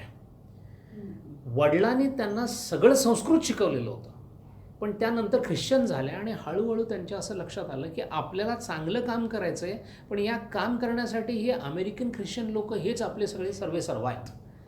आता प्रश्न असा झाला की जसं प्रश्न विचारला की त्या सुरू करायच्या, विधवा म्हणजे काय, मग त्या लहान मुली असतात त्यांना चटकी दिली जातात, त्यांचं अमुक आहे, त्या असं काहीतरी चित्र तयार करून ठेवलं होतं. त्यामुळे तिथे आर सर्कल म्हणजे रमाबाई सर्कल नावाच्या संघटना स्थापन झाल्या होत्या. त्या सगळ्या बायकांना असं वाटायचं की आपण ह्या रमाबाईंच्या थ्रू खूप मोठी मदत करतोय त्या सगळ्या विडोजना.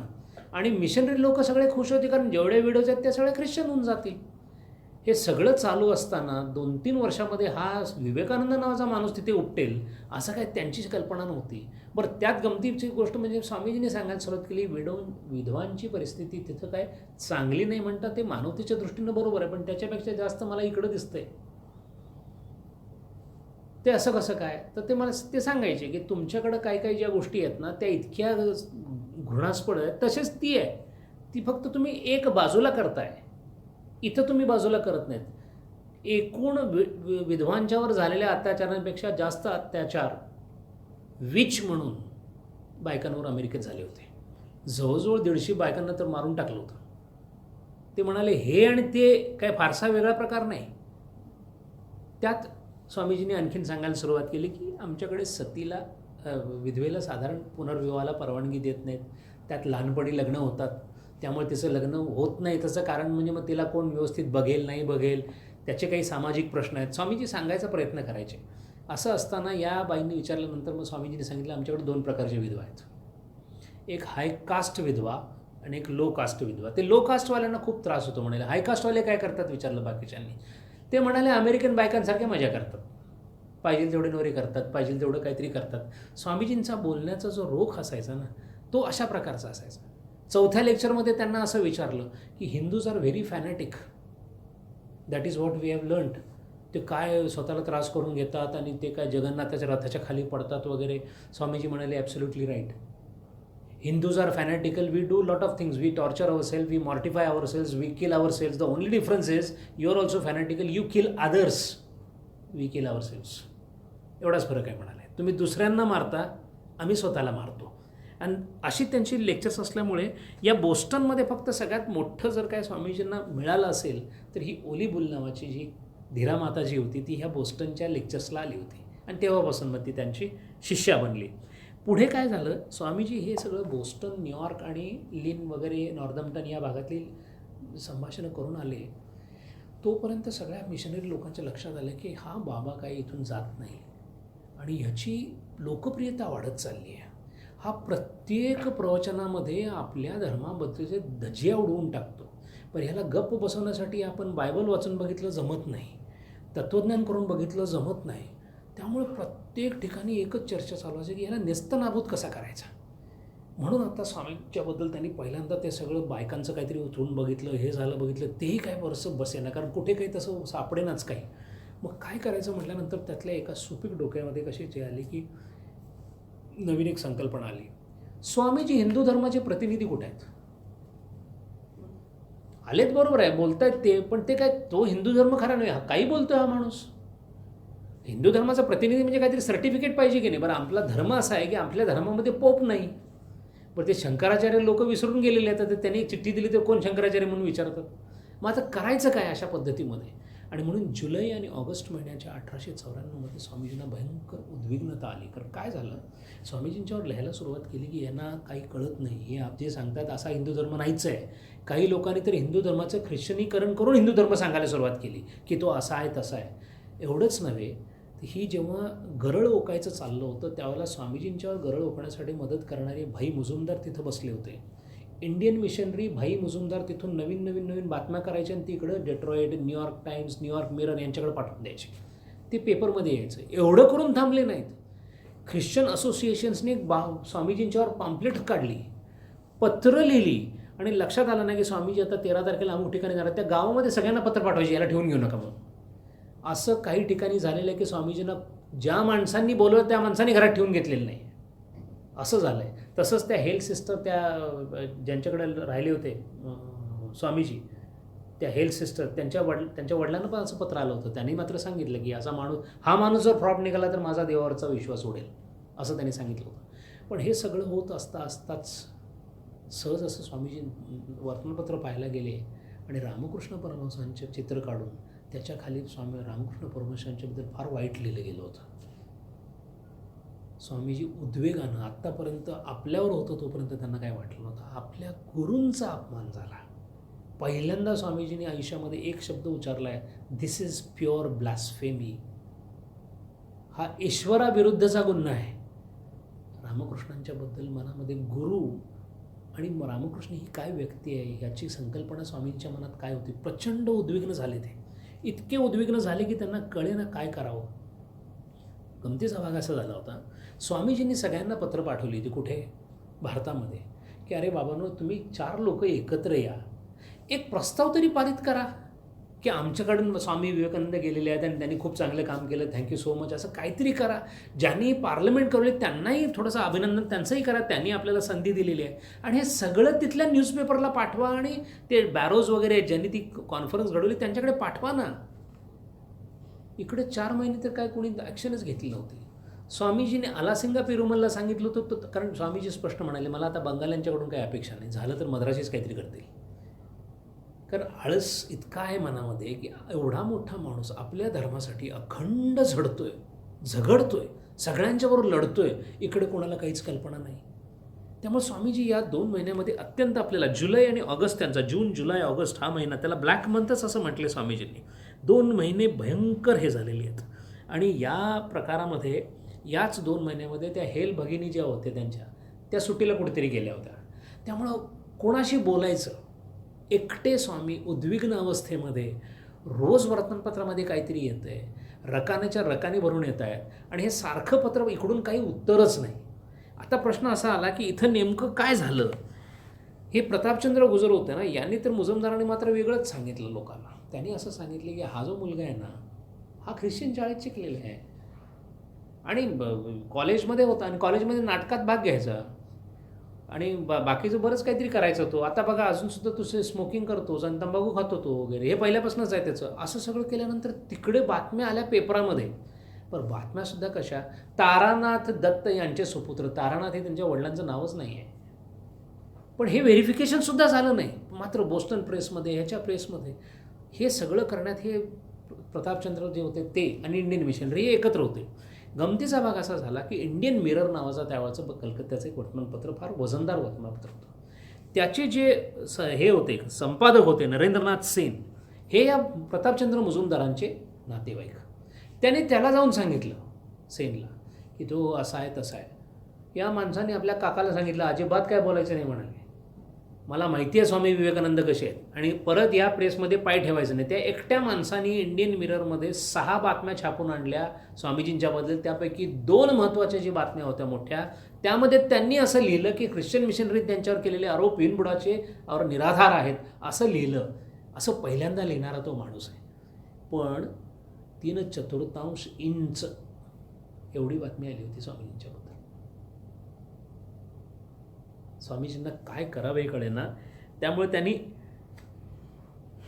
जेव्हा याला सांगितलं आलासंगा पेरुमलला की तू आता काहीतरी कर म्हणून, तर त्यांनी असं पत्र लिहिलं की तुम्ही एक काम करा, एक 2-4 अशा सभा बोलवा, त्या सभांमध्ये अभिनंदनात मोठी माणसं बोलवा, थोडीशी अभिनंदनाचा ठराव करा. आणि म्हणून त्यांनी असं सांगितलं की रामाचे महाराज आहेत ते मला ओळखतात, मैसूरचे राजे ते मला ओळखतात, खेत्रीचे महाराज ते मला ओळखतात, जुनागडचे दिवाण ते मला ओळखतात, या सगळ्यांना कुठेतरी एकत्र करा, काहीतरी एक प्रस्ताव पारित करा. आणि तो हे मी सांगतोय. स्वामीजी इतके व्यवस्थित लिहायचे. वर्तमानपत्राची नावं लिहून दिली होती की या या या या लोकांना पाठवा. आता स्वामीजी जेव्हा पार्लमेंट ऑफ रिलिजन्सला गेले, सर्वधर्म परिषदेला, त्यावेळेला झालेला घोळ आपण पाहिलेलाच आहे. भारतीयांच्या नियोजनाबद्दल बोलावं तितकं कमीच आहे, कारण ती केव्हा कॉन्फरन्स आहे हे सुद्धा बघितलं नाही, स्वामीजींना काय काय लागेल हे बघितलं नाही. इथं तीच परिस्थिती होती. झालं असं, ह्या आलासिंगा पेरुमलनी खरोखरच पत्र आल्यानंतर सभा घेतली होती. मग जी सभा घेतली मग ते पाठवलं का नाही? त्याचं साधं उत्तर एवढं आहे, त्या आलासिंगाने ते सगळं जे पब्लिश झालं, ते प्रस्ताव पारित झाला, तो सगळा एकत्र केला आणि एका माणसाला दिला, तू पाठव म्हणून. त्या माणसाने ते ड्रॉवरमध्ये ठेवलं. भारतीयांचं नियोजन कसं आहे. आणि ऑगस्ट महिन्यामध्ये ते पोचलं. हे त्या माणसाने केलेली चूक. दुसरं, स्वतः आलासिंगाने एक असं कात्रण वगैरे काढलं आणि ते पाठवलं स्वामीजींच्या पत्त्यावर. स्वामीजींनी काय सांगितलं होतं, हे सगळं पाठवायचं प्रेसला म्हणून, तर ह्या शाण्याने पाठवलं ते स्वामीजींच्या पत्त्यावर. पत्ता इतका व्यवस्थित लिहिला होता की ते पूर्ण अमेरिका फिरून 3 महिन्यांनी स्वामीजींना मिळालं. महेंद्रनाथ दत्तांनी याच्यानंतर लिहिलेलं आहे त्याच्यावर की हे सगळं होण्याचं कारण म्हणजे आपली उत्कृष्ट नियोजन भारतीयांचं. त्यामुळे ह्या 2 महिन्यामध्ये स्वामीजींना प्रचंड हे झालं. पुढे काय झालं, 2 महिन्यानंतर रामनाथच्या महाराजांनी टेलिग्राम पाठवला, एक सभा तिथे झाली. कुंभकोणम नावाच्या गावामध्ये 2री सभा झाली. बंगलोर नावामध्ये 3री सभा झाली. मैसूर गावामध्ये 4थी सभा झाली. अशा 4 सभा झाल्या. आणि सगळ्यात महत्त्वाची 5वी सभा झाली ती कलकत्त्याला झाली. ही कलकत्त्याची सभा कोणी केली सगळी, हे याचं सूत्र कोणी हलवलं? अभेदानंद महाराजांनी. आता गमतीचा भाग पहा, ज्या हिंदू धर्माची मेढ रोवण्यासाठी स्वामीजींनी पराकाष्ठा केली, त्या स्वामीजींच्या अभिनंदनाच्या ठरावाला कोणी चीफ गेस्ट मिळू नये. कारण स्वामीजी काय असतं, ब्राह्मण कुठे आहेत ते, आणि ब्राह्मण नसेल तर हिंदू धर्म कसा तो प्रेझेंट करणार. किती आकस एखाद्या माणसाबद्दल समाजाला असू शकतो. आणि एवढ्या याच्याबद्दल आणखीन काही पंडित लोकांना बोलावलं त्यांचं वेगळंच. म्लेच्छांच्या प्रदेशात गेलेले स्वामीजी त्यांचं काय अभिनंदन करता म्हणाले तुम्ही? आमचा म्लेच्छांचा काय संबंध? समुद्र ओलांडून गेलेच कसं काही आहे? कारण नंतर महात्मा गांधींना हे फेस करावं लागलेलं आहे. त्यांना समाजातून काढून टाकलं होतं त्याने समुद्र पार केला म्हणून. हे तर त्याच्या अगोदरची गोष्ट आहे. त्यावेळेला प्यारेमोहन मुखर्जी म्हणून त्यातल्या त्यात एक जरा बऱ्यापैकी होते, त्यांना अध्यक्षस्थानी ठेवलं. कलकत्त्यातले संस्कृत आणि वैदिक पंडित बोलवले गेले आणि मग तो एक ठराव पारित झाला. 3 ठराव पारित केले गेले. त्या ठरावांनी जे पारित केलेले ठराव होते ते पाठवल्यानंतर पहिल्यांदा स्वामीजीने निश्वास सोडला. कारण पंडितांनी पास केलेला ठराव म्हणजे हिंदू धर्माचे ते प्रतिनिधी असं तिथं एस्टॅब्लिश करण्यात आलं. आणि हे सगळं करण्यामागं स्वामी विवेकानंदांची जी भूमिका होती, ती भूमिका इतकी स्पष्ट होती की मी हे सगळं कशासाठी करतोय. प्रोफेसर राईट नावाच्या माणसांनी ज्यांनी माझी ओळख करून दिली या देशामध्ये, त्यांना शंका येऊ नये की मी खरोखरच त्यांना फसवलंय की काय. काय पद्धतीने स्वामीजी विचार करत होते. आणि म्हणून हे 2 महिने स्वामीजींचे अत्यंत वाईट गेलेले आहेत. आणि एवढ्या एका कारणासाठी, बाकीचं तर त्यांच्यावर हल्ला चालूच होता. स्वामीजींचं डेट्रॉईटमध्ये आपण पाहिलं, हॉट स्कॉच क्लब नावाच्या क्लबमध्ये त्यांचं प्रवचन झालं होतं. आता हॉट स्कॉच क्लब म्हणून त्यांनी प्रवचन दिलं, ते काय पित नव्हते. या लोकांनी लिहून ठेवलं की हॉट स्कॉचमध्ये गेले, प्रवचन दिलं, बरोबर 2 ग्लास पण घेतले, असं लिहून दिलं मिशनरी लोकांनी. आणखीन एक महत्त्वाची गोष्ट, हे फार पाहण्यासारखं आहे आणि या बाबतीत थोडासा काकांचा तिथे संबंध आल्यामुळे आणखीन थोडंसं ते रंजक वाटतं. मिशनरी लोकांनी असं सांगितलं की स्वामी कसा असायला पाहिजे, धीर गंभीर, ज्याचा चेहरा नेहमी, हा हसतो स्वामी, हसणारे स्वामी कसे असू शकतात असा एक त्यांच्यावर आरोप लावण्यात आला. आणि गमतीचा भाग म्हणजे हा आरोप तिकडं लागला गेला, पण नंतर जेव्हा स्वामीजी आले कलकत्त्याला तेव्हा एका शिष्याने खरोखरच विचारलं की स्वामीजी तुम्हाला राग येणार असेल तर विचारतो म्हणाले. बरेच लोक मला विचारतात स्वामीजी हसतात कसे म्हणून. मला आठवतं काकांनी एका प्रवचनामध्ये सांगितलं होतं की काका स्वतः कुठेतरी टेरेसवर जाऊन शीळ घालत होते. एक छोटी मुलगी म्हणाली तुम्ही शीळ कशी घालता. म्हणजे स्वामी या संकल्पनेशी आपल्या ज्या कल्पना निगडीत आहेत त्याच्यावर सुद्धा त्यांनी हल्ला चढवला. आणि त्याच्याबरोबर दुसरा हल्ला म्हणजे हा स्मोकिंग करतो. मग स्मोकिंग करतो तो स्वामी कसला, असूच शकत नाही. पण जेव्हा हे तिकडून त्यांनी पाठवलं तेव्हा स्वामीजींचा जीव भांड्यात पडला की काही ना काहीतरी पाठवलं. पण तोपर्यंत स्वामीजींची जी अवस्था होती त्या अवस्थेमध्ये स्वामीजींनी काही पत्र लिहिलेली आहेत आपल्या भारतीय लोकांना. त्याच्यामध्ये भारतीयांचं वर्णन केलेलं आहे, भारतीय समाजाचं वर्णन आहे. स्वामीजींची वाक्य बघा, Indians are loud individually and too inept collectively. एकत्र येऊन भारतीय लोक काही करू शकत नाहीत. त्यांनी असं लिहिले, apart 3 square inch nothing is written about me. I am standing as a fraud in this country. And then he says, boobies, can't gather 50 men and send some empty words and you talk of influencing the world. इतक्या उद्विग्नतेने लिहिलेलं आहे त्यांनी. आणि म्हणून पुढे जेव्हा ही सगळी dispatch वगैरे झाला आणि त्यांना सगळं मिळालं त्यावेळेला मात्र ते आपल्याला खुश झालेले दिसतात तिथे. या जेव्हा ते पहिल्यांदा ते आलं आणि ते पेपरमध्ये पब्लिश झालं, आनंदाने स्वामीजी खरं म्हणजे आता इतका वेळ 2 महिने उद्विग्नेत गेले, सगळीकडून प्रघार होत आहेत. पर ते स्वतः कसं सांगणार की मी हिंदू धर्माचा हे आहे. ते म्हणतील तुम्हाला कुणी सांगितलं, स्वतःचं स्वतः रिप्रेझेंट करता येत नाही, त्यामुळे त्यांची सगळी मती कुंठीत झाली होती. इथे बुद्धीचा काय उपयोग होऊ शकत नाही. आणि म्हणून जेव्हा हे बाळ त्यांना मिळालं त्यावेळेला सगळ्यांच्यावर रागावण्याच्या ऐवजी स्वामीजींची काय भावना झाली. स्वामीजींनी त्या हेल भगिनींना एक पत्र लिहिलं. त्या पत्रात काय लिहिलं पाहण्यासारखं आहे. O my sisters, glory upon Jagadamba. The prophet has been honoured and with a vengeance. स्वतःचा त्यांनी देवदूत असा उल्लेख केला आहे की prophet has been honoured and with vengeance. Sisters, there is God, a father, a mother who never leaves the children. Never, never, never. Put uncanny theories aside and becoming children, take refuge in him. I cannot write anymore. I am weeping like a woman. Swamiji भावना विवेशून रडत होते. ते आलं म्हणून नव्हे, परमेश्वर माझा पाठीराखा आहे म्हणून. आपण केलेल्या कार्याबद्दलची अभिमान तर राहिला बाजूलाच, पण जे काही चालले त्याच्यामध्ये, त्या संकटामध्ये ईश्वर मला अजूनही मदत करतो, ही भावना किती त्यांनी स्वतःजवळ बाळगली होती. आणि म्हणून जेव्हा ब्राह्मो समाजाबद्दल स्वामीजींना विचारलं त्यावेळेला नंतर स्वामीजींनी सांगितलं की Brahmo Samaj was good for social reform. I had differences with it and that is why it is dead and I am neither glad nor unhappy that it is dead. असं त्यांनी ब्राह्मो समाजाबद्दल नंतर उद्गार काढलेले आहेत.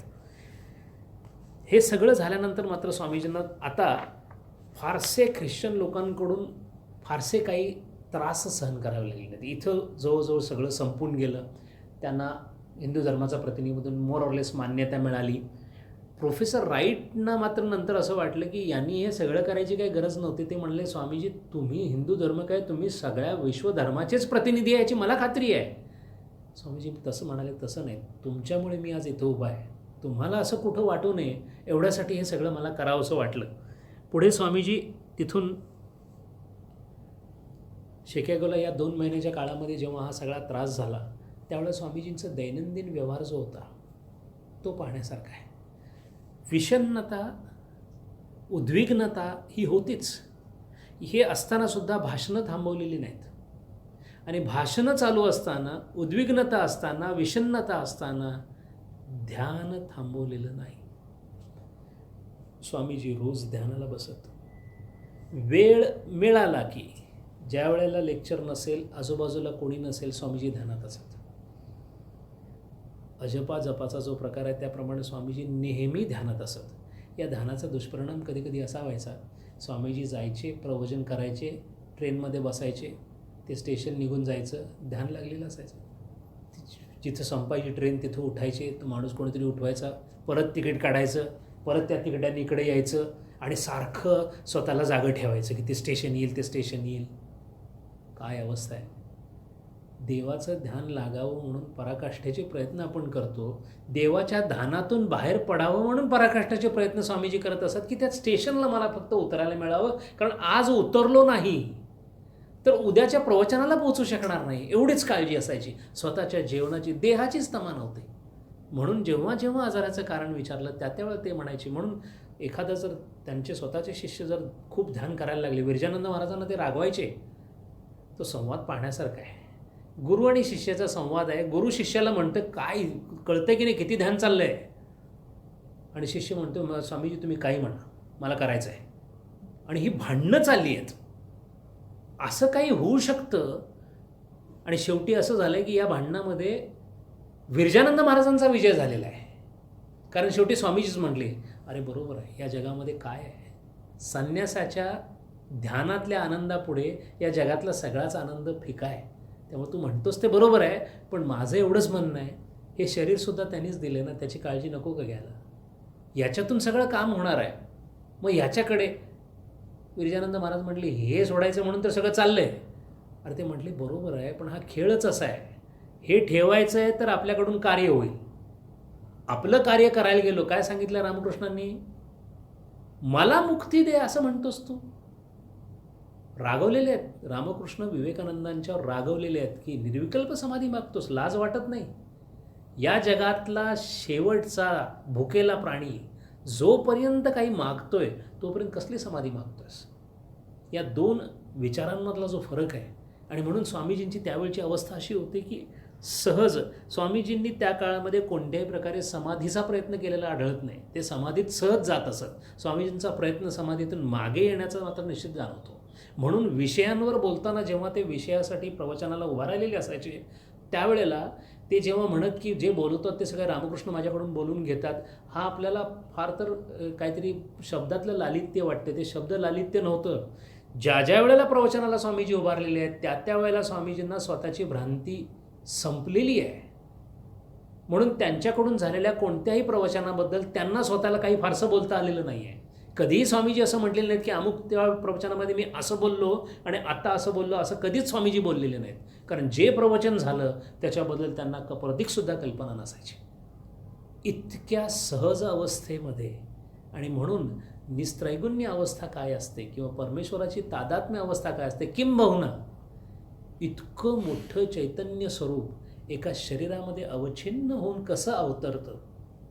म्हणून तुकारामांचे अभंग, म्हणून नामदेवांचे अभंग, म्हणून ज्ञानदेवांची ओवी, आणि म्हणून रामकृष्णांचं किंवा विवेकानंदांचं चरित्र.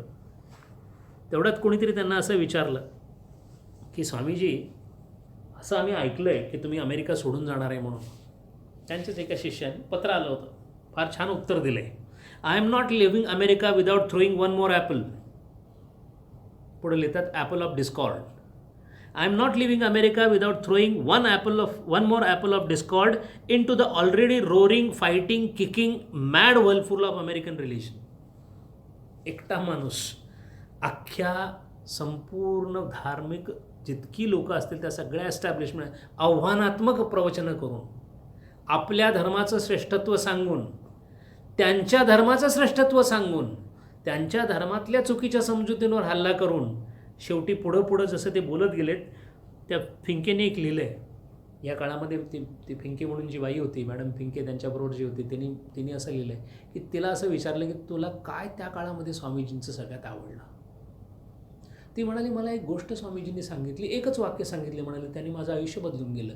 To understand all is to forgive all. या जगामध्ये जितकं काय तुमच्याशी होतं ते सगळं परमेश्वराची इच्छा आहे असं समजून, जैसी स्थिती आहे तैशा परीर आहेत, कौतुकतूप आहे संचिताचे, ही भावना जी आहे, to understand all is to forgive all. And not to forgive is to individualise. अहंकाराची वाढ म्हणजे क्षमा न करणे. स्वामीजी हे फिंकेला बोललेले आहेत. पुढे स्वामीजींचं हे सगळं चालू असताना हे सगळं आता थोडं बहुत त्यांच्यावरचं वादळ कमी झालेलं होतं. आता स्वामीजी थोडेसे आनंदामध्ये. स्वामीजी कधी डिप्रेशनमध्ये फार वेळ राहत नसत. वैमनस्य येत होतं, विमनस्क अवस्थेत असायचे, पण पटदिशी त्याच्यातून बाहेर यायचे. कारण समाधी अवस्थेतून बाहेर आल्यानंतर त्यांची जी ऊर्जा आहे ती द्विगुणित झालेली असायची.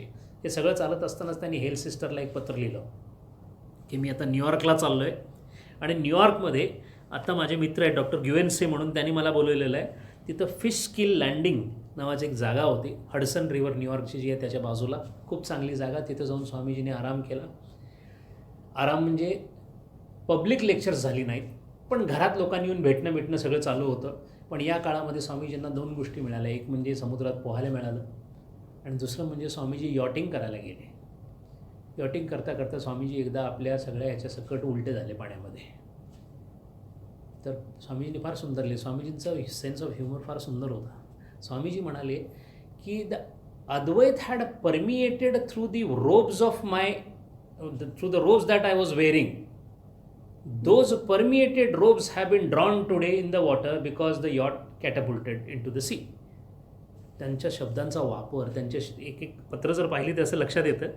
पुढे स्वामीजी असं म्हणाले की हे इथं झाल्यानंतर कोणीतरी त्यांना सांगितलं की स्वामीजी तुम्ही इथे सगळी मजा करायला लागले, पण तुमच्यावर अजून वर्तमानपत्रात लिहित आहे. आणि तिथं आपल्याला कळतं की स्वामीजी जितक्या लोकांबद्दल बोलत होते त्यापैकी कोणाबद्दलही त्यांच्या मनामध्ये घृणा नव्हती. त्यांनी फार सुंदर वाक्य म्हटलं आहे. त्यांनी असं म्हटलं आहे, bad feeling towards sweet Christian gentleman is not a good idea. राग कोणाबद्दल असणे, आता म्हणून देत म्हणाले ते म्हणत असतील तर कालानुसार आणि प्रसंगानुसार स्वामीजींनी उत्तरं दिलेली आहेत, पण कुणाबद्दल ही घृणा किंवा अशा प्रकारचं त्यांनी काही ठेवलेलं नाही आहे. या फिस्किल लँडिंग नावाच्या भागामध्ये राहिल्यानंतर स्वामीजींना एक निमंत्रण आलं. ते निमंत्रण सारा फार्मर नावाच्या एका तरुणीनं, कुमारीने दिलं होतं.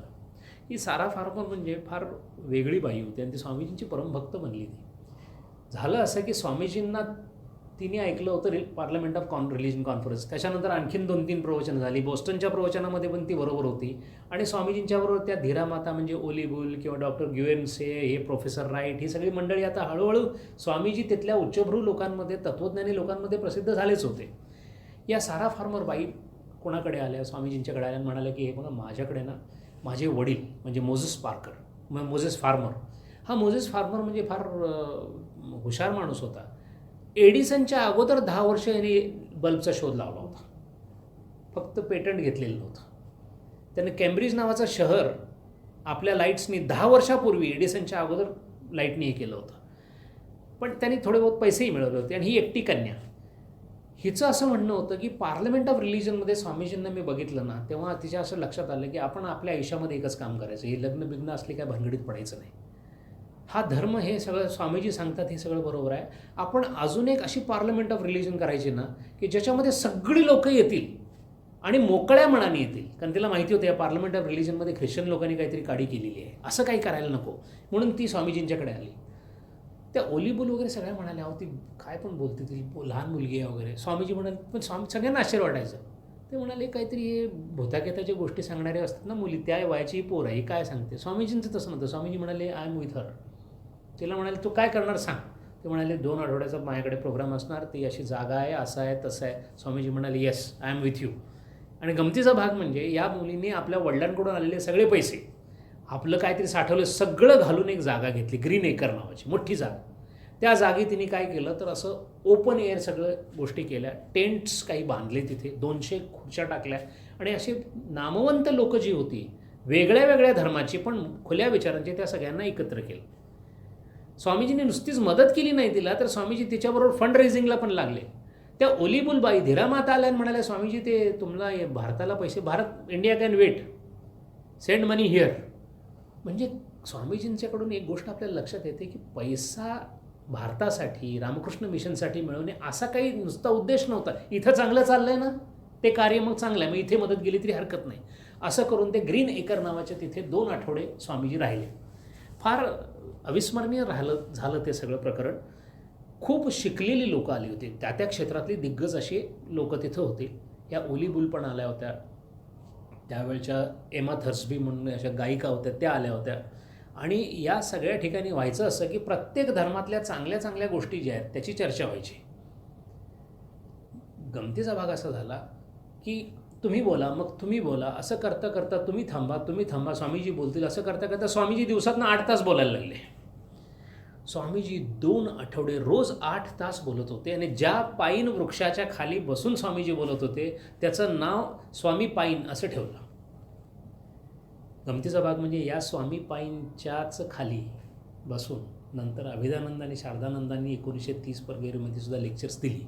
ते अजूनही तिथंच आहे ग्रीनिकर, ते रामकृष्ण मिशनकडे. या ठिकाणी स्वामीजींचा जीव फार रमला. त्याचं कारण असं होतं, उत्कृष्ट असं छोटे छोटे टेकड्या होत्या, झाडं होती, पाईन वृक्ष होता, असे म्हणजे वाहणारे पाणी होतं तिथे. आणि एकंदरीत वातावरण स्वामीजींना भयंकर आवडलं. त्यातच अशी संकल्पना निघाली आणि सगळे मोकळ्या मनाचे होते. आज बाहेर झोपायचं, झाडाखाली झोपायचं ठरलं. स्वामीजींना त्या प्रचंड कल्पना आवडली आणि स्वामीजी त्या पाईन वृक्षाखाली झोपले. आणि त्याच्या दुसऱ्या दिवशी त्यांनी त्या हेल्प भगिनींना पत्र लिहिले की जवळजवळ कितीतरी वर्षानंतर मी पहिल्यांदा व्यवस्थित झोपलो. झोपेचं वर्णन केलं आहे, त्याच्यावरून भगिनींनी व त्यांनी अंदाज असा केला आहे की हे म्हणतायत झोपलं, ते होते समाधीत. पण ज्या प्रकारची झोप लागली त्याचं त्यांनी वर्णन तिथे केले. आता त्यात गमतीचा भाग असा झाला, एक आठवडा संपला होता या सगळ्या भाषणांचा वगैरे, तेवढा तिथं प्रचंड मोठं वादळ झालं. वादळ इतकं प्रचंड होतं की म्हणजे त्याचं वर्णन स्वामीजींनी स्वतःच केलं आहे. आणि ते वर्णन छान केलं आहे. स्वामीजींचा सेन्स ऑफ ह्युमर पाहण्यासारखं आहे. ते म्हणाले की तंबू जो होता तो ब्रह्मामध्ये विलीन झाला, कारण तो उडाला म्हणाले. आणि खुर्च्या उन्मन्य अवस्थेमध्ये गेल्या होत्या. स्वामीजींनी फार सुंदर लिहिले त्या हेल भगिनींना. आणि हे म्हटल्यानंतर त्या हेल भगिनींचं उत्तर, काय भावा बहिणींचं नातं असेल पहा, त्या भगिनींचं उत्तर आलं आहे, हे का झालं दादा माहिती आहे ना, तू आम्हाला अगोदर काय पत्र लिहिलं होतंस, त्याचा परिणाम म्हणून तुला ईश्वराने अशी अद्दल घडली. झालं असं होतं, स्वामीजी इथं आल्यानंतर सगळं छान छान सगळं, उन्हाळा तिथं खूप मोठा होता त्या काळात, कडक उन्हाळा. ह्या हेल भगिनी शिकागोमध्ये असल्यामुळे त्यांना तो उन्हाळा सहन करावा लागला. स्वामीजी मात्र थंड हवेच्या ठिकाणी आले होते. तर स्वामीजींनी असं लिहिलं आहे, बघ तू मला जे फ्रेंच शिकवलं होतंस ते हास्यास्पद होतं, त्याची शिक्षा म्हणून 4 अबला भगिनी अत्यंत उन्हामध्ये तडपडत राहिलेले आहेत. हे पाहून मला विशेष आनंद होत आहे. मी इकडे मात्र अत्यंत थंडीमध्ये अत्यंत सुखामध्ये आहे. किती सांगू, मला आनंद होतो. खास करून तुम्हाला दुःखात बघून मला फार आनंद होतो. असं एकामेकांना ते पत्र लिहायचे. हे जेव्हा पत्र आलं तेव्हा तिने असं पत्र लिहिलं की तू असं लिहिलं होतं ना, म्हणून देवाने असं केलं. आणि हे सगळं होत असताना तिथे कर्नल हिगिन्स म्हणून आले होते. हा माणूस म्हणजे कर्नल होता, आर्मीतला होता, फार हे होतं. त्यालाही कळे ना की एवढ्या मोठ्या वादळाला सगळे घाबरून गेले. हा एकटा माणूस निवांत कुठं काय उडालं तर ते धरून, ह्याला धरून ठेव, त्याला धरून ठेव. स्वामीजींना भीती नावाचा काही शब्दच नव्हता. त्याची भयंकर स्वामीजींच्यावर भक्ती चढली. झालं आता हे ज्या दिवशी संपलं वादळ, त्याच्यानंतरचे 7 दिवस जे होते त्यामध्ये परत प्रेशर स्वामीजींच्यावरचं वाढलं. स्वामीजींच्या सहवासामध्ये माणूस आला की तो स्वामीजींना चिकटला. हे जवळजवळ क्रमप्राप्तच होतं. आता स्वामीजी म्हणाले तुम्हाला काय शिकू. ते म्हणाले असं आहे, आपण परमेश्वराच्या नावाच्या उच्चाराने आजार बरे होऊ शकतात अशी श्रद्धा असणारे आपण सगळे आहोत, तेव्हा आम्हाला शब्द सांगा. स्वामी म्हणाले सोपं आहे, शिवोहम. ते म्हणाले शिवोहम आम्हाला माहिती आहे, आम्ही शिकलेलो आहे, कारण ते ख्रिश्चन सायन्समधले होते त्यामुळे शिकले. तसं नाही म्हणाले, शिवोहम याच्यावर प्रवचन देतो. स्वामीजींनी त्यावेळेला शिवोहम म्हणजे काय याच्यावर जवळजवळ 2.5 तास प्रवचन दिलं. दिग्मूढ अवस्थेमध्ये सगळ्यांनी ते ऐकलं. आणि मग सगळ्यांची अशी इच्छा झाली की स्वामीजी एक असा पार्टिंग शॉट म्हणून तुम्ही काहीतरी असं आम्हाला प्रवचन सांगा जे तुम्हाला अत्यंत आवडेल, आम्हालाही हे करेल. आणि स्वामीजीने काय निवडलं असेल, हे निर्वाण षटक निवडलं. चिदानंद रूप शिवोहम शिवोहम. स्वामीजी रात्री बोलत होते. रात्रीच्या वेळी ते प्रवचन झालं. त्या प्रवचनाबद्दल लिहून ठेवले लोकांनी की इतकं अस्खलित वेदांताचं या सूत्रातून झालेलं वर्णन आम्हाला परत आयुष्यामध्ये कधीही ऐकायला मिळालं नाही. स्वामीजींच्याबद्दल जेव्हा प्रवचनांबद्दल लिहिलं जातं तेव्हा स्वामीजींच्या अवस्थांबद्दल नकळत त्या बायकांनी लिहून ठेवलेलं आहे. त्यांनी लिहिताना खरं म्हणजे असं लिहायला पाहिजे होतं की ते खूप चांगलं बोलले, ते खूप प्रभावी बोलले, त्या बोलण्यामुळे आम्ही खूप प्रभावित झालो, हे सगळं मान्य आहे. पण प्रत्येकाने ज्यांनी लिहिलेलं आहे त्यांनी असं लिहिलेलं आहे की स्वामीजी बोलत असताना स्वामीजींच्याबद्दल लिहिलेलं आहे. याचा अर्थ श्रोत्यांना स्वामीजींच्या शब्दांबरोबर स्वामीजींच्या अवस्थेचे कुठेतरी प्रत्यय आलेला आहे.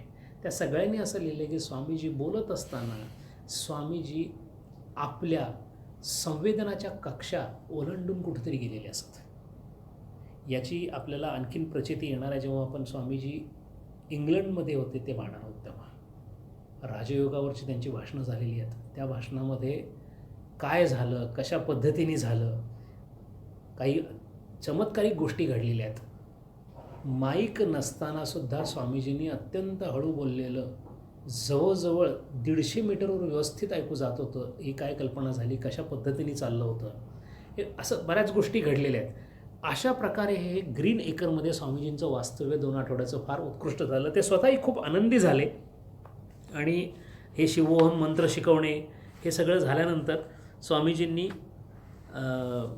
तिथला आपला हे संपवला आणि या 2 आठवड्याच्या नंतर परत त्या सारा फार्मर म्हणाले की आपण आणखीन 1 महिन्याने असंच काहीतरी करूया. स्वामीजी म्हणाले आता मला त्याच्यात धरू नका, मी तुमच्यावर होतो, आनंद झाला, तुम्ही हे पुढं चालू ठेवा. नंतर ती संघटना पुढे चालू राहिली आणि ती जवळजवळ अगदी अलीकडंपर्यंत काम करत होती. अजूनही कंपॅरेटिव्ह रिलिजनची तिथे युनिव्हर्सिटी याच ठिकाणी उभा आहे असं दिसतंय आपल्याला.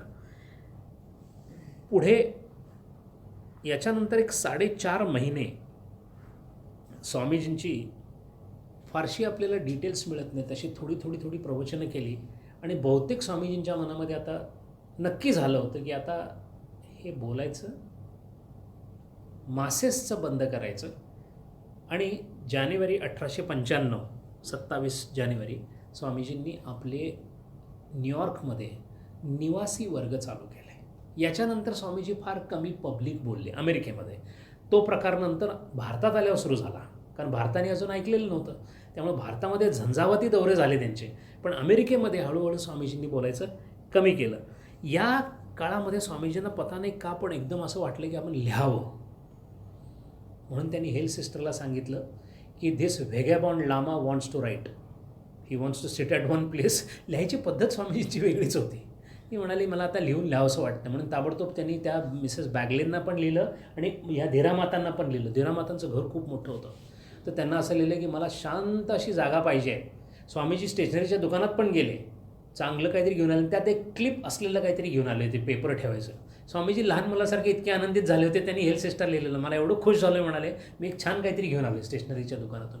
बाल अवस्था किती असते, किती इनोसन्स असतो त्यांच्याकडे. रामकृष्णांकडे तोच होता, तसाच विवेकानंदांच्याकडे आपल्याला दिसतो. आणि पण त्यांच्या हातून लिहायचं मात्र तोपर्यंत झालंच नव्हतं. या मिसेस बॅगलेंच्या घरी पण ते गेले, तिथे काय कारण काय लिहायला म्हणून गेले आणि तिथे लोक येऊन बसायचे.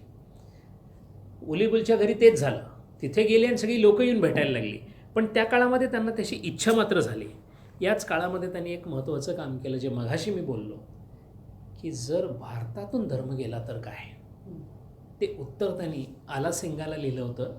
त्यांनी तो अभिनंदनाचा ठराव पाठवला, त्याच्यानंतर स्वामीजींनी त्याला उत्तर म्हणून लिहिलं. त्या उत्तरामध्ये त्यांनी काय लिहिलं ते पाहण्यासारखं आहे. शॅल इंडिया डाय, स्वामीजी लिहित आहेत, such a thing can never be. स्वामीजींचे भारताबद्दलचे उद्गार आहेत, महत्त्वाचे आहेत. Shall India die, such a thing can never बी.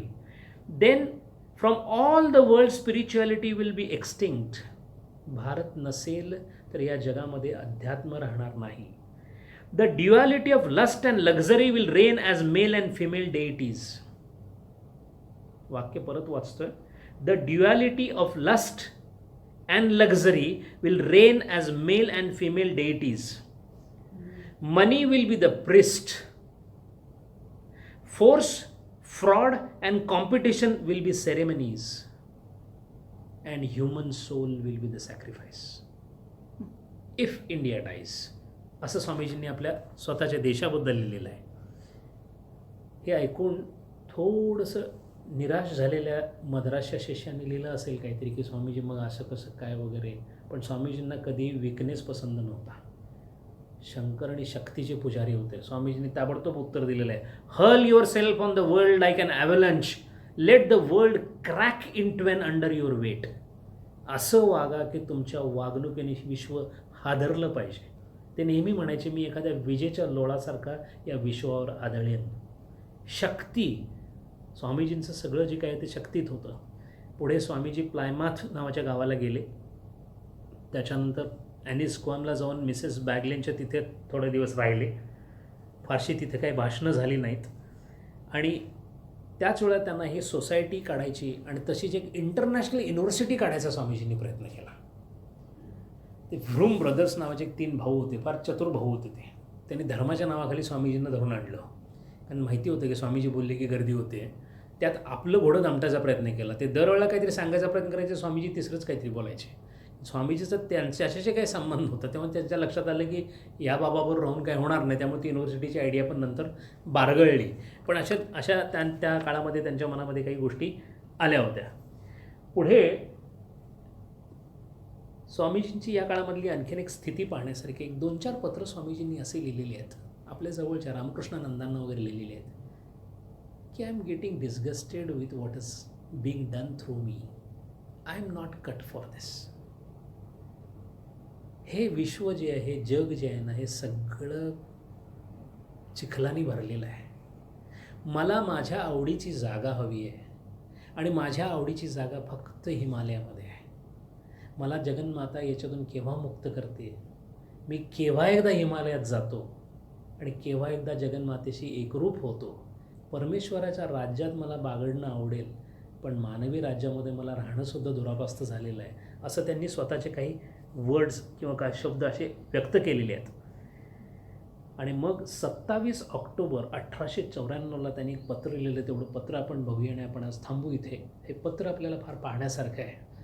ज्या लोकांना स्वामी विवेकानंद हिंदू धर्माचं त्यांनी पुनरुज्जीवन केलं याच्याबद्दल अजिबात वाद नाही, पण स्वामी विवेकानंदांना अभिप्रेत असणारा हिंदू धर्म नेमका कोणता आहे, जसं त्या पार्लमेंट ऑफ रिलिजनच्या त्यांच्या हिंदुइझम या निबंधामध्ये त्यांनी लिहून सांगितलं, त्याहीपेक्षा फार प्रभावीपणे त्यांनी आलासिंगाला सांगितलेलं आहे. त्यांची शब्द आणि वाक्य अशी आहेत. पहिलीच गोष्ट ते सांगतात की धार्मिक कुणी कुणाला म्हणावं, धर्म कशाला म्हणावं. I do not believe in religion or God which cannot wipe the widow's tears. Bring a peace to orphan's mouth. Howsoever sublime may be the theories, however well spin the philosophies, I do not call it a religion so long as it is confined to books and dogmas. Where do you go to seek the God? Are not all poor, miserables, weak gods? Why not worship them first? पुढे ते असं म्हणतात, I believe in helping the miserable. I believe in going even to the hell to save others. Talk of Westerners? No man, no nation, my son can hate others and leave. India's doom was sealed the very day they invented the word nature and stopped communication with others. Take care how you forget that idea. It is good to talk glibly about Vedanta, but how hard it is to carry out even its least precepts. Doubtless I love India, but every day my sight grows clearer and wider. What is India or England or America to me? We are servants of the God who by ignorant is called man. He who pours water at the root, does he not water the whole tree? I remember a mantra from Veda, Atman Mokshartha Jagadhitaya. Swamiji was so fond of this statement that it became the motto of Ramakrishna Mission. Atman Mokshartha Jagadhitaya. For welfare of my Atman, but along with the welfare of others, that is the motto. असं स्वामीजींनी स्पष्टपणे हिंदू धर्माचं स्वरूप विशद केले आलासिंगा पेरुमलच्या शब्दांमध्ये. स्वामीजी विशाल होते, व्यक्तिमत्वाने विशाल होते, विचारांनी विशाल होते, विचाराची प्रगल्भता विशाल होते. संपूर्ण पूर्वमीमांसा, उत्तरमीमांसा, न्याय, योग, सांख्य सगळं माहिती होतं. लॅटिनमधून ख्रिश्चन धर्माचा अभ्यास केला होता, कोरोनातून इस्लामचा अभ्यास केलेला होता. या सगळ्या अभ्यासांचा अत्यंत तल्लख बुद्धिमत्ता असणारे ते शेवटी या निर्णयावर आले, जो निर्णय रामकृष्णांनी घेतला होता तोच निर्णय विवेकानंदांनी या पत्रात, जीवसेवा शिवभावी जीवसेवा. Every single soul is embodied with Shiva, nothing else. आणि अशा प्रकारचं स्वामीजींचं स्वतःचं जीवन दिसतं. म्हणून हिंदू धर्माची जी व्याप्ती आहे ती व्याप्ती जितकी पुराणांमध्ये दिसते, जितकी एखाद्या ग्रंथामध्ये दिसते, त्यापेक्षा ती जास्त स्वामीजींच्या प्रवचनातून दिसते. हरिओम. ॐ पूर्णमद पूर्णमिदं पूर्णात् पूर्णमुदच्यते पूर्णस्य पूर्णमादाय पूर्णमेवावशिष्यते. ॐ शान्ति शान्ति.